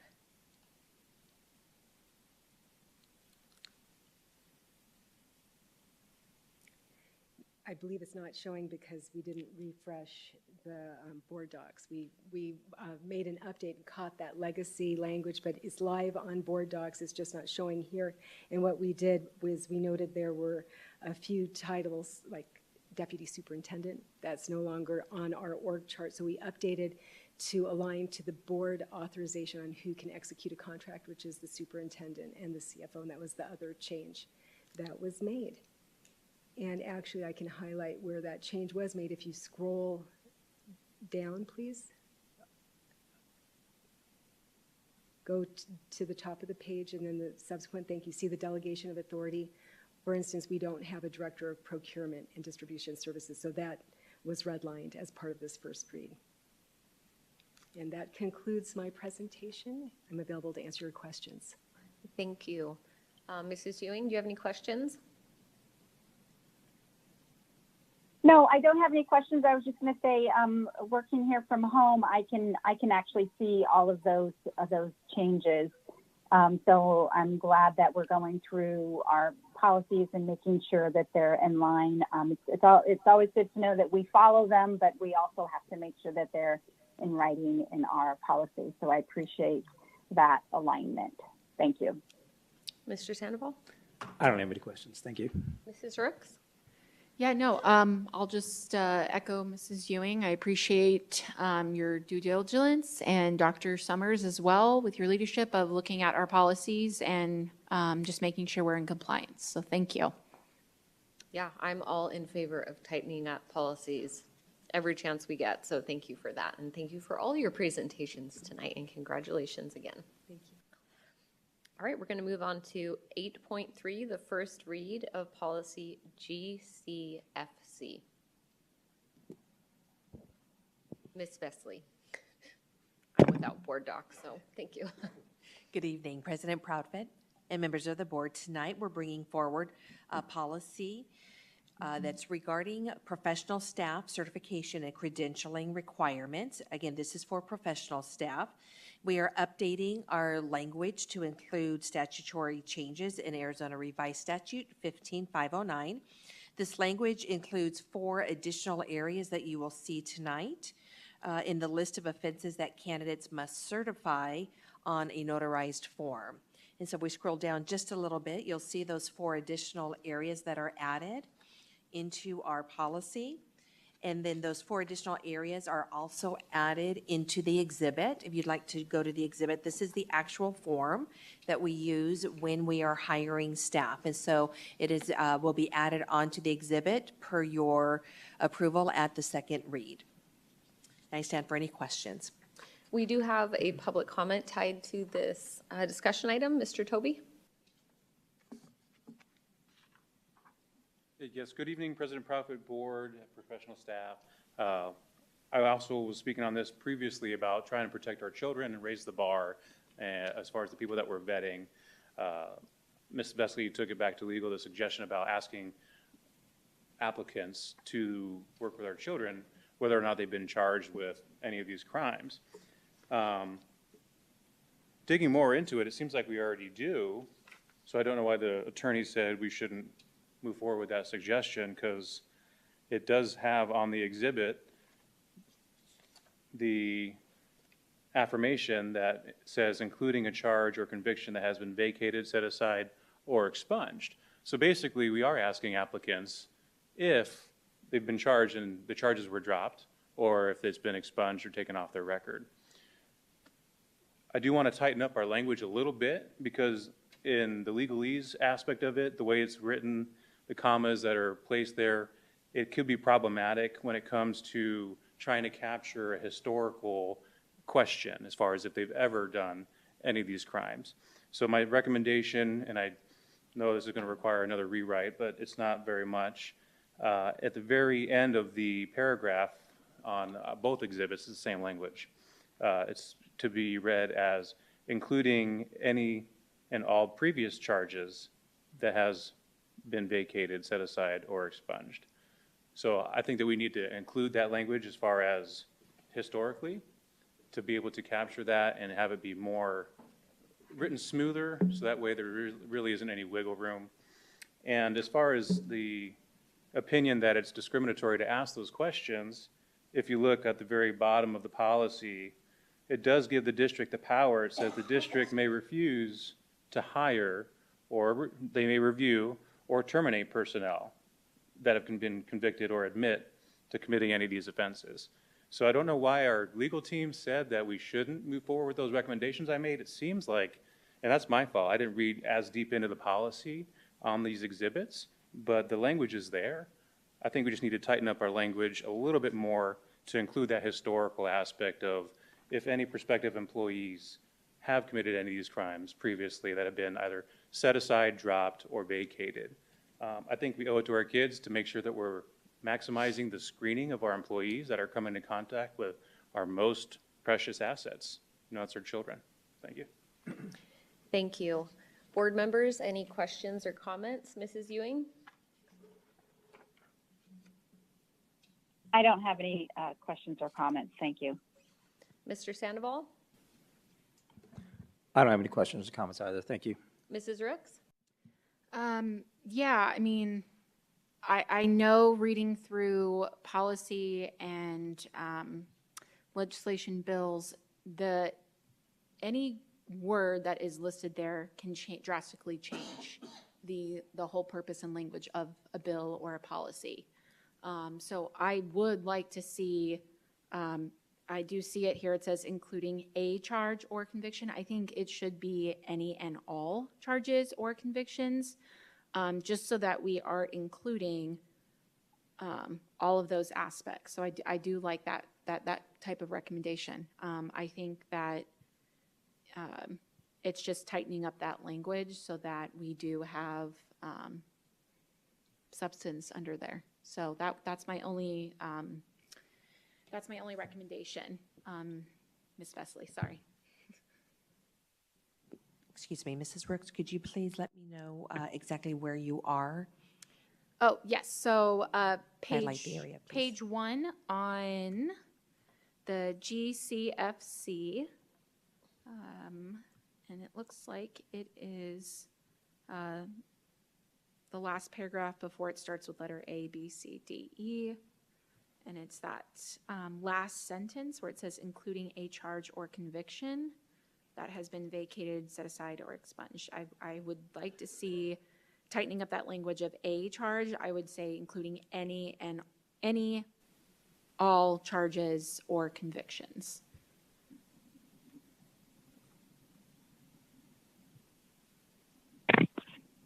Thank you. I have just a quick clarification on that based upon some of the advice that we're given, because that, and maybe this is just, you can make this more clear, the section of that sentence on that same page that Ms. Rooks is referring to says, including a charge or conviction that has been vacated, set aside, or expunged. I thought that from our lawyer, it was that if an individual was charged but it was dropped, that couldn't necessarily be held against them because it could be could put the district at possible risk of discrimination. So that's where maybe needs to be clarification on those items, because I understand what our community member was saying there, but based upon the advice that we were given, I still think they're two different scenarios. So because that sentence that's in here says, including a charge or conviction that has been vacated, set aside, or expunged, I think that the advice that we got from the lawyer went further than that to say, what if there was a charge against an individual that was dropped? We couldn't necessarily, as a district, hold that against them if they, basically were not guilty of that particular charge. So just wanted to help make that clarification, or see if Ms. Vesley or Dr. Summers has some additional insight on that.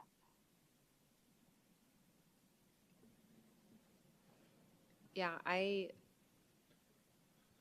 do you want to? Thank you, President Proffitt, members of the board. What I would suggest we do, given that this is a copyright version of this particular policy, is we need to seek out additional counsel to ensure that any adjustment that is being proposed, which Ms. Rooks, thank you for those suggestions. We can take that draft language, run it by council, and then obviously this is a first read, so we can certainly bring that back to the board's consideration at a future second read. Yeah, that's what I was going to say, because I totally understand what Mr. Tobey's saying, and it does seem like this is exactly what they told us not to do. So I would love additional legal counsel on that, and just clarifying so that we can tighten up that verbiage. And to that point, and I would just clarify, Mr. Tobey, thank you for your comments as well. What you alluded to, I think, in your comment is essentially that we are asking these questions. It's just a mechanism by which, based on the responses, what are our next steps? And so I think to the degree that's spelled out within policy language and to the degree that our policy language should demonstrate a tightening, if you will, we will ensure that that's the feedback that we're taking forward. Then Ms. Vesely, anything else you would add to that? Not at this time, thank you. Thank you for the feedback. Wonderful. Moving on to 8.4, we have the first read of GDFA. Ms. Vesely?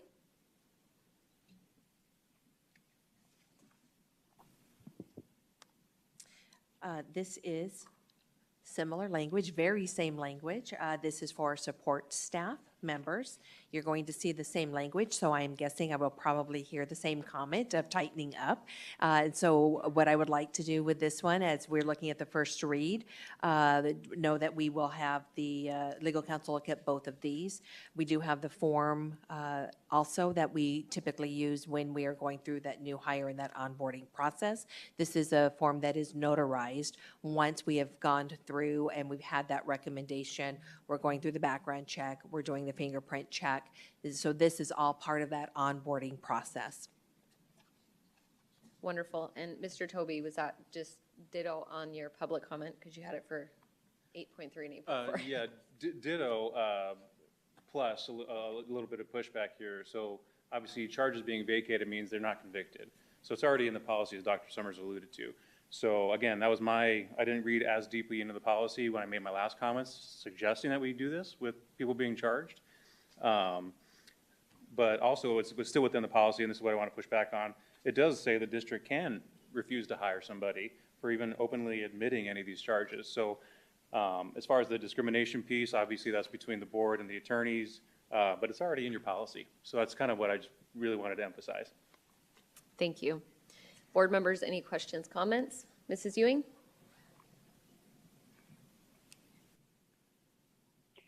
No, thank you. I'll wait to hear what the lawyer has to say. Thank you. Mr. Sandoval? No questions, thank you.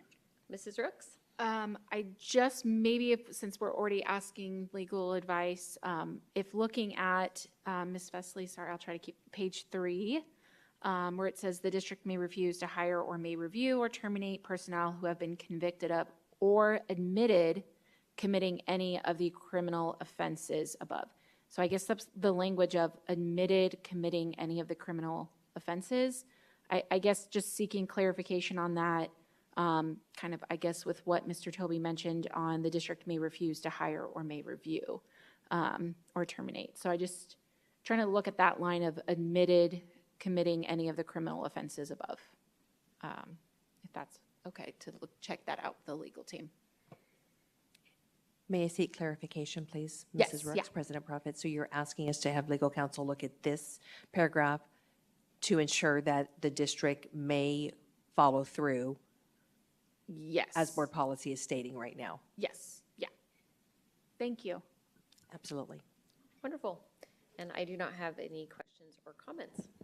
So we'll move on to 8.5, which is first read of policy JFB.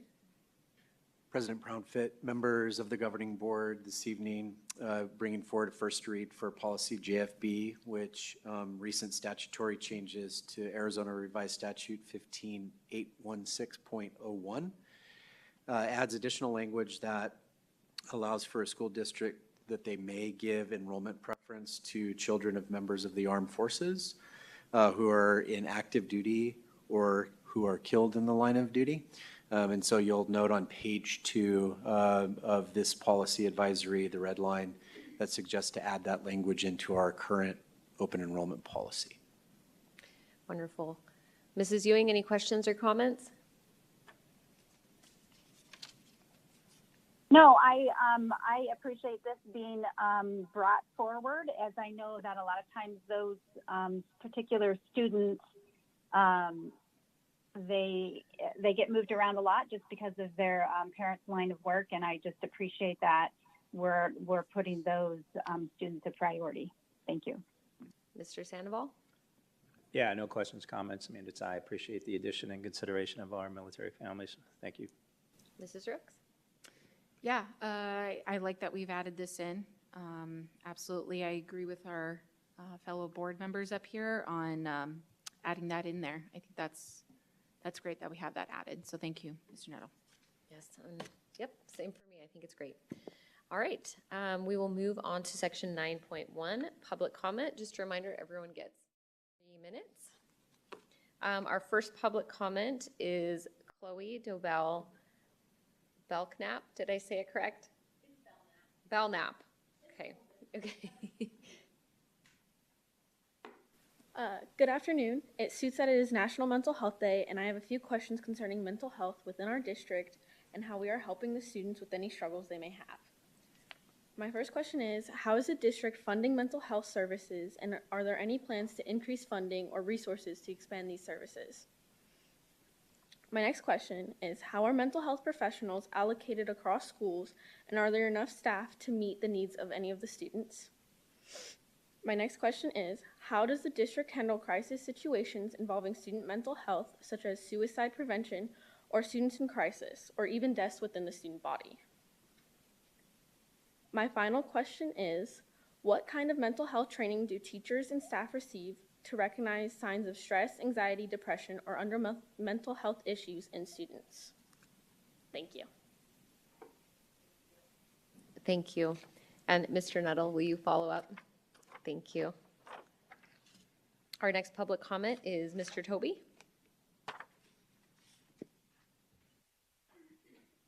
Good evening again. In researching for tonight's meeting about our finances as a district, how we're faring, I took a look at some of our Medicaid administrative claim forms over the last few years. And I did notice a trend, and I'm curious as to if there's an explanation or something that I'm missing on these. For example, in 2020 and 2021, the district submitted to Medicaid $12.4 million in expenditures. The following fiscal year, 21-22, it jumped to $18.2 million. And then 22 to 23, $19.5 million. And 23-24, we're on track for about $26.2 million. So in a matter of 4 years, we've more than doubled our Medicaid claim expenditures. And I'm curious, with our student population decreasing, I mean, just since last year, we've had 1,000 leave our district. What's the source of these claims? And why has it pretty much doubled when we're shrinking? And is there something else that's new that's arrived on the scene? Or are we starting to do some more administrative billing where we previously were not doing administrative billing?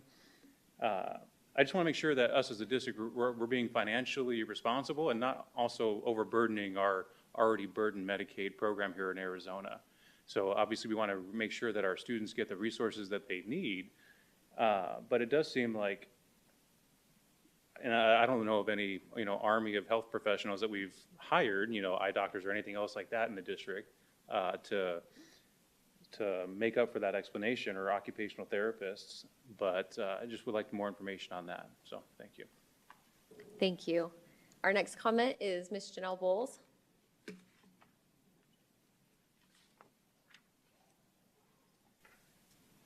Hello and good evening. I'm not sick. I was just yelling a lot and walking doors. And I just want to put a shout out to the community. My goodness, we're walking over 100 doors a day, and a lot of questions, a lot of just amazing people, constituents out there. So I just want to say that. Just briefly, a couple of things that I'm concerned about. And I understand a budget. I understand that very well. And so I don't need more numbers and why we're spending what we're doing. My real concern is the prioritizing of where we're spending the money. We're saying that our schools aren't safe. If my home wasn't safe, if a robber came to my house tonight, I wouldn't keep money in savings. I'd be getting my kids safe. So that, I'll just throw that out there. I know there's a lot of numbers in there, and I know there's a lot of work that goes in. So I do appreciate that. I know that it's complex, but I think that's I know that's what the constituents are hearing. If they're not safe, why are we not making them safe right now? And then the other thing is, and I'm actually grateful that this is coming up tonight because I keep forgetting to ask this. I guess I'll form it in a question as well. as a person who has worked in the schools and in several social service agencies, started statewide agencies, ran them, hired, did background checks, yada, yada. Why are we not using the same stipulations at CPS? Well, now in Arizona, it's DPS, because we are not real good at how we treat our CPS situations with children. So DCS has a regimen of things when they vet someone to be close to the most at-risk children. I think we need to look into that. I think 3-year background checks at random. I think drug tests at random. I think a lot more can be done to keep our kids safe. So thank you. Thank you. And then our final public comment is Ms. Laura Tepizan. Good evening to all. With all due respect, it is not about vendetta or spewing hate against Ms. Rooks, as two people questioned my previous speech. It's about daring leadership and the power of vulnerability, stepping out of our comfort zone in pursuit of truth and integrity. I have consistently providing feedback, which is a critical leadership skill. I challenge the board to seek effective solutions, show up as leaders and know how to take it. We all have to be brave and listen. Ms. Rooks, when you and Ms. Pingerelli visited with a fraction of my community in 2022, we were hopeful about your potential to enhance our school district. Your focus, you said, was on academics, yet since then we have seen no meaningful achievements, ongoing erosion of POSD integrity. I have shared my concerns with you and suggested, if there are issues, propose a revision or change. Instead of engaging in endless and unproductive conflict, few people in the boardroom asked to implement zero tolerance policy or enforce stricter HR consequences. While you claim to prioritize academics, the lengthy debates over reading Bible verses consumed 6 months. I question why this was even a point of contention in the boardroom. Where were you and your supporters in 2018 when the Ninth Circuit Court ruled it unconstitutional? Instead of boycotting that decision then or now, the debate was brought here in the boardroom. Title IX was a legitimate concern, yet instead of engaging with those affected or working toward solutions, you opted to endorse a politically charged slogan, "Parents, remove your kids from POSD schools." We didn't want to take our children out of school. We wanted the board, you and the others, to collaborate and find constructive solutions. In fact, just a couple of parents, including myself, took the initiative to meet with the district and I with the girls to gather statements from affected students, while the board members who claimed to care were absent. Some of us have called for you and others to strengthen connections, collaborate. Instead, we were removed from the West Valley Parents Group, infringing upon our First Amendment rights, and dismissing those who propose constructive solutions. Last, but I have some questions for the candidates campaign for seats without articulating the how. We have board candidates that seek positions without explaining their approach. There are unfounded, exaggerated critiques of POSD, yet we see no clear plan. How do you intend to achieve the goals outlined in your campaign materials? There is no how in your podcast and platforms, just baseless accusations against POSD, which is genuinely disappointing. Everywhere we look, there is something, a sign that, okay, next time, thank you. Thank you. We're moving on to section 10.1. We have our report on upcoming meetings and events. Anything tonight, Ms. Ari? President Proudfit, members of the board, I do just have a couple of highlights I would like to share this evening. I wanted to note that we have an upcoming governing board candidate forum that is hosted by the Peoria Chamber of Commerce, taking place on October 15th. I wanted to encourage our community either to attend, or certainly due to limited space, they can live stream that event as well. So that is 5 p.m. on October 15th. And once again, want to thank those candidates that are choosing to run for the open seats on our governing board, and remind everyone that Election Day is on November 5th. Also, I wanted to share that we have another longstanding tradition in our district fast approaching. It is Love Our Schools Day, taking place on Saturday, October 19th. This is a district-wide day of service, and we have a number of projects taking place at schools all across our school district where our principals, many of our staff members, and students and their families will be out supporting various projects happening at each of our schools. And if I could take just a quick moment for anyone who is listening and looking for an opportunity to serve, I want to highlight 3 campuses in particular that could use some more volunteer support, so that if anybody is tuning in and looking for a way to serve, even for just a couple hours on that date, I want to highlight Desert Valley Elementary School, and they are looking for some support, primarily some outdoor activities and some beautification of their campus, painting some of the areas on their playgrounds. I also wanted to highlight Foothills. As you know, we have our Fine Arts Academy at that school, and so they are looking for some support in adding some enhancement or enrichment opportunities in the areas where students are outside for recess along the sidewalks. So that should be an engaging project for families. And then Zuni Hills Elementary School, and they are looking for some support as they are cleaning out some sections of their campus. So helping them in some classrooms, and certainly those 3 schools in particular could use that support. You can sign up on School Connect's website. There is a link to sign up. You can search by school and sign up right from there, or just serve.org rather is also a site that you can visit to sign up. Thank you. Thank you. That is going to be a really exciting day. I'm looking forward to it. All right, moving on to 10.2, our legislative, state, and local updates. Yes, Do you have thank anything you. for us? Yes, thank you, President Proudfit, members of the Governing Board, Dr. Summers, and community. As Mrs. Aries just mentioned, it is 26 days from the general election on November 5th, and Maricopa County Elections has published an election calendar on their website, which highlights several key dates. We've passed the last day to register to vote. That was Monday, October 7th, and on October 9th, yesterday, ballots were mailed and drop boxes made available to voters. 2 dates to note in the near future is October 25th, which is the last day to request an early ballot, and October 29th, which is the last day to mail in a ballot. With that, that concludes my report. Thank you. Thank you. All right, moving on to 11.1, our opportunity to readdress agenda items. Is there anything for you tonight, Ms. Ewing? No, thank you. Mr. Sandoval? I don't have any items to readdress. Thank you. Mrs. Rooks? Nope, I don't have any tonight. And I don't have any either. So we'll move on to 11.2, request for future agenda items. Anything for you, Mrs. Ewing? Yes, actually, I've spoken to Dr. Summers about this before, but I think with November coming up and recognition of Veterans Day, it'd be nice to have a report on what that would require for us to be a Purple Star Academy, to have that. I don't know if my other board members are aware as to what that is. But basically, it's where we, how do I best describe it? It's where we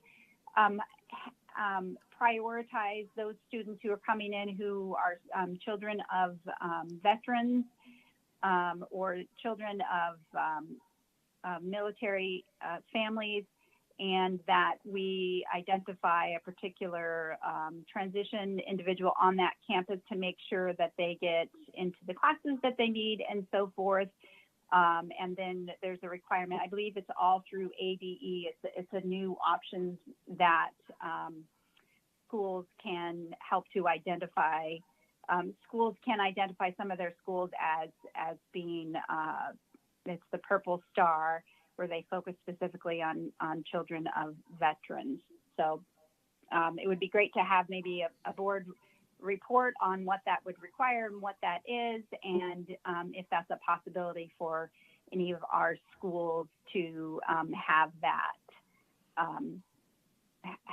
notification. President Proudfit, Ms. Ewing, we're happy to provide, I'm sorry, I didn't mean to cut you off. Go ahead and finish.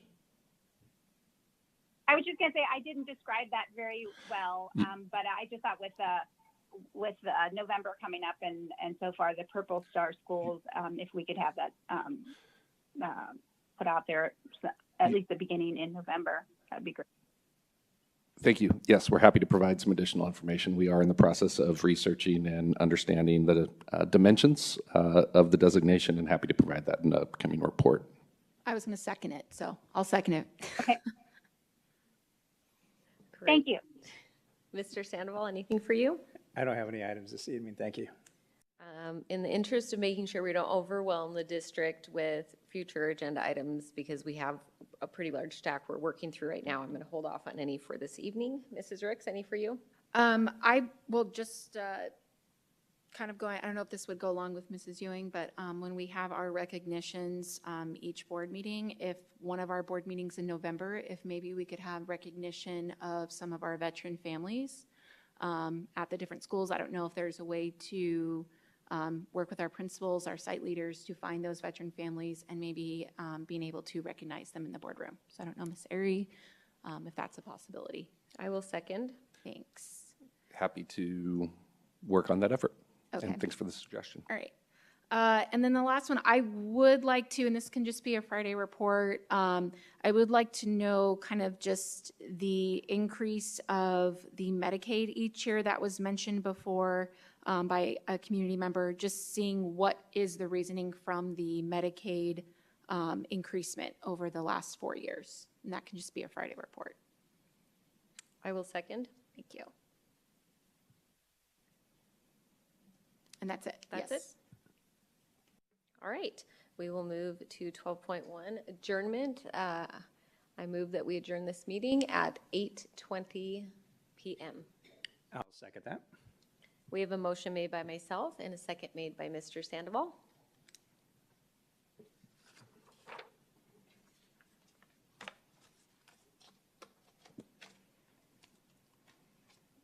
Mr. Sandoval? Yes. Mrs. Rooks? Yes. Mrs. Ewing?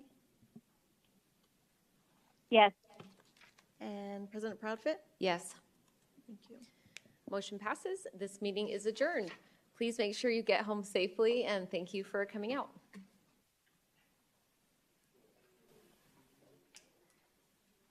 Thanks.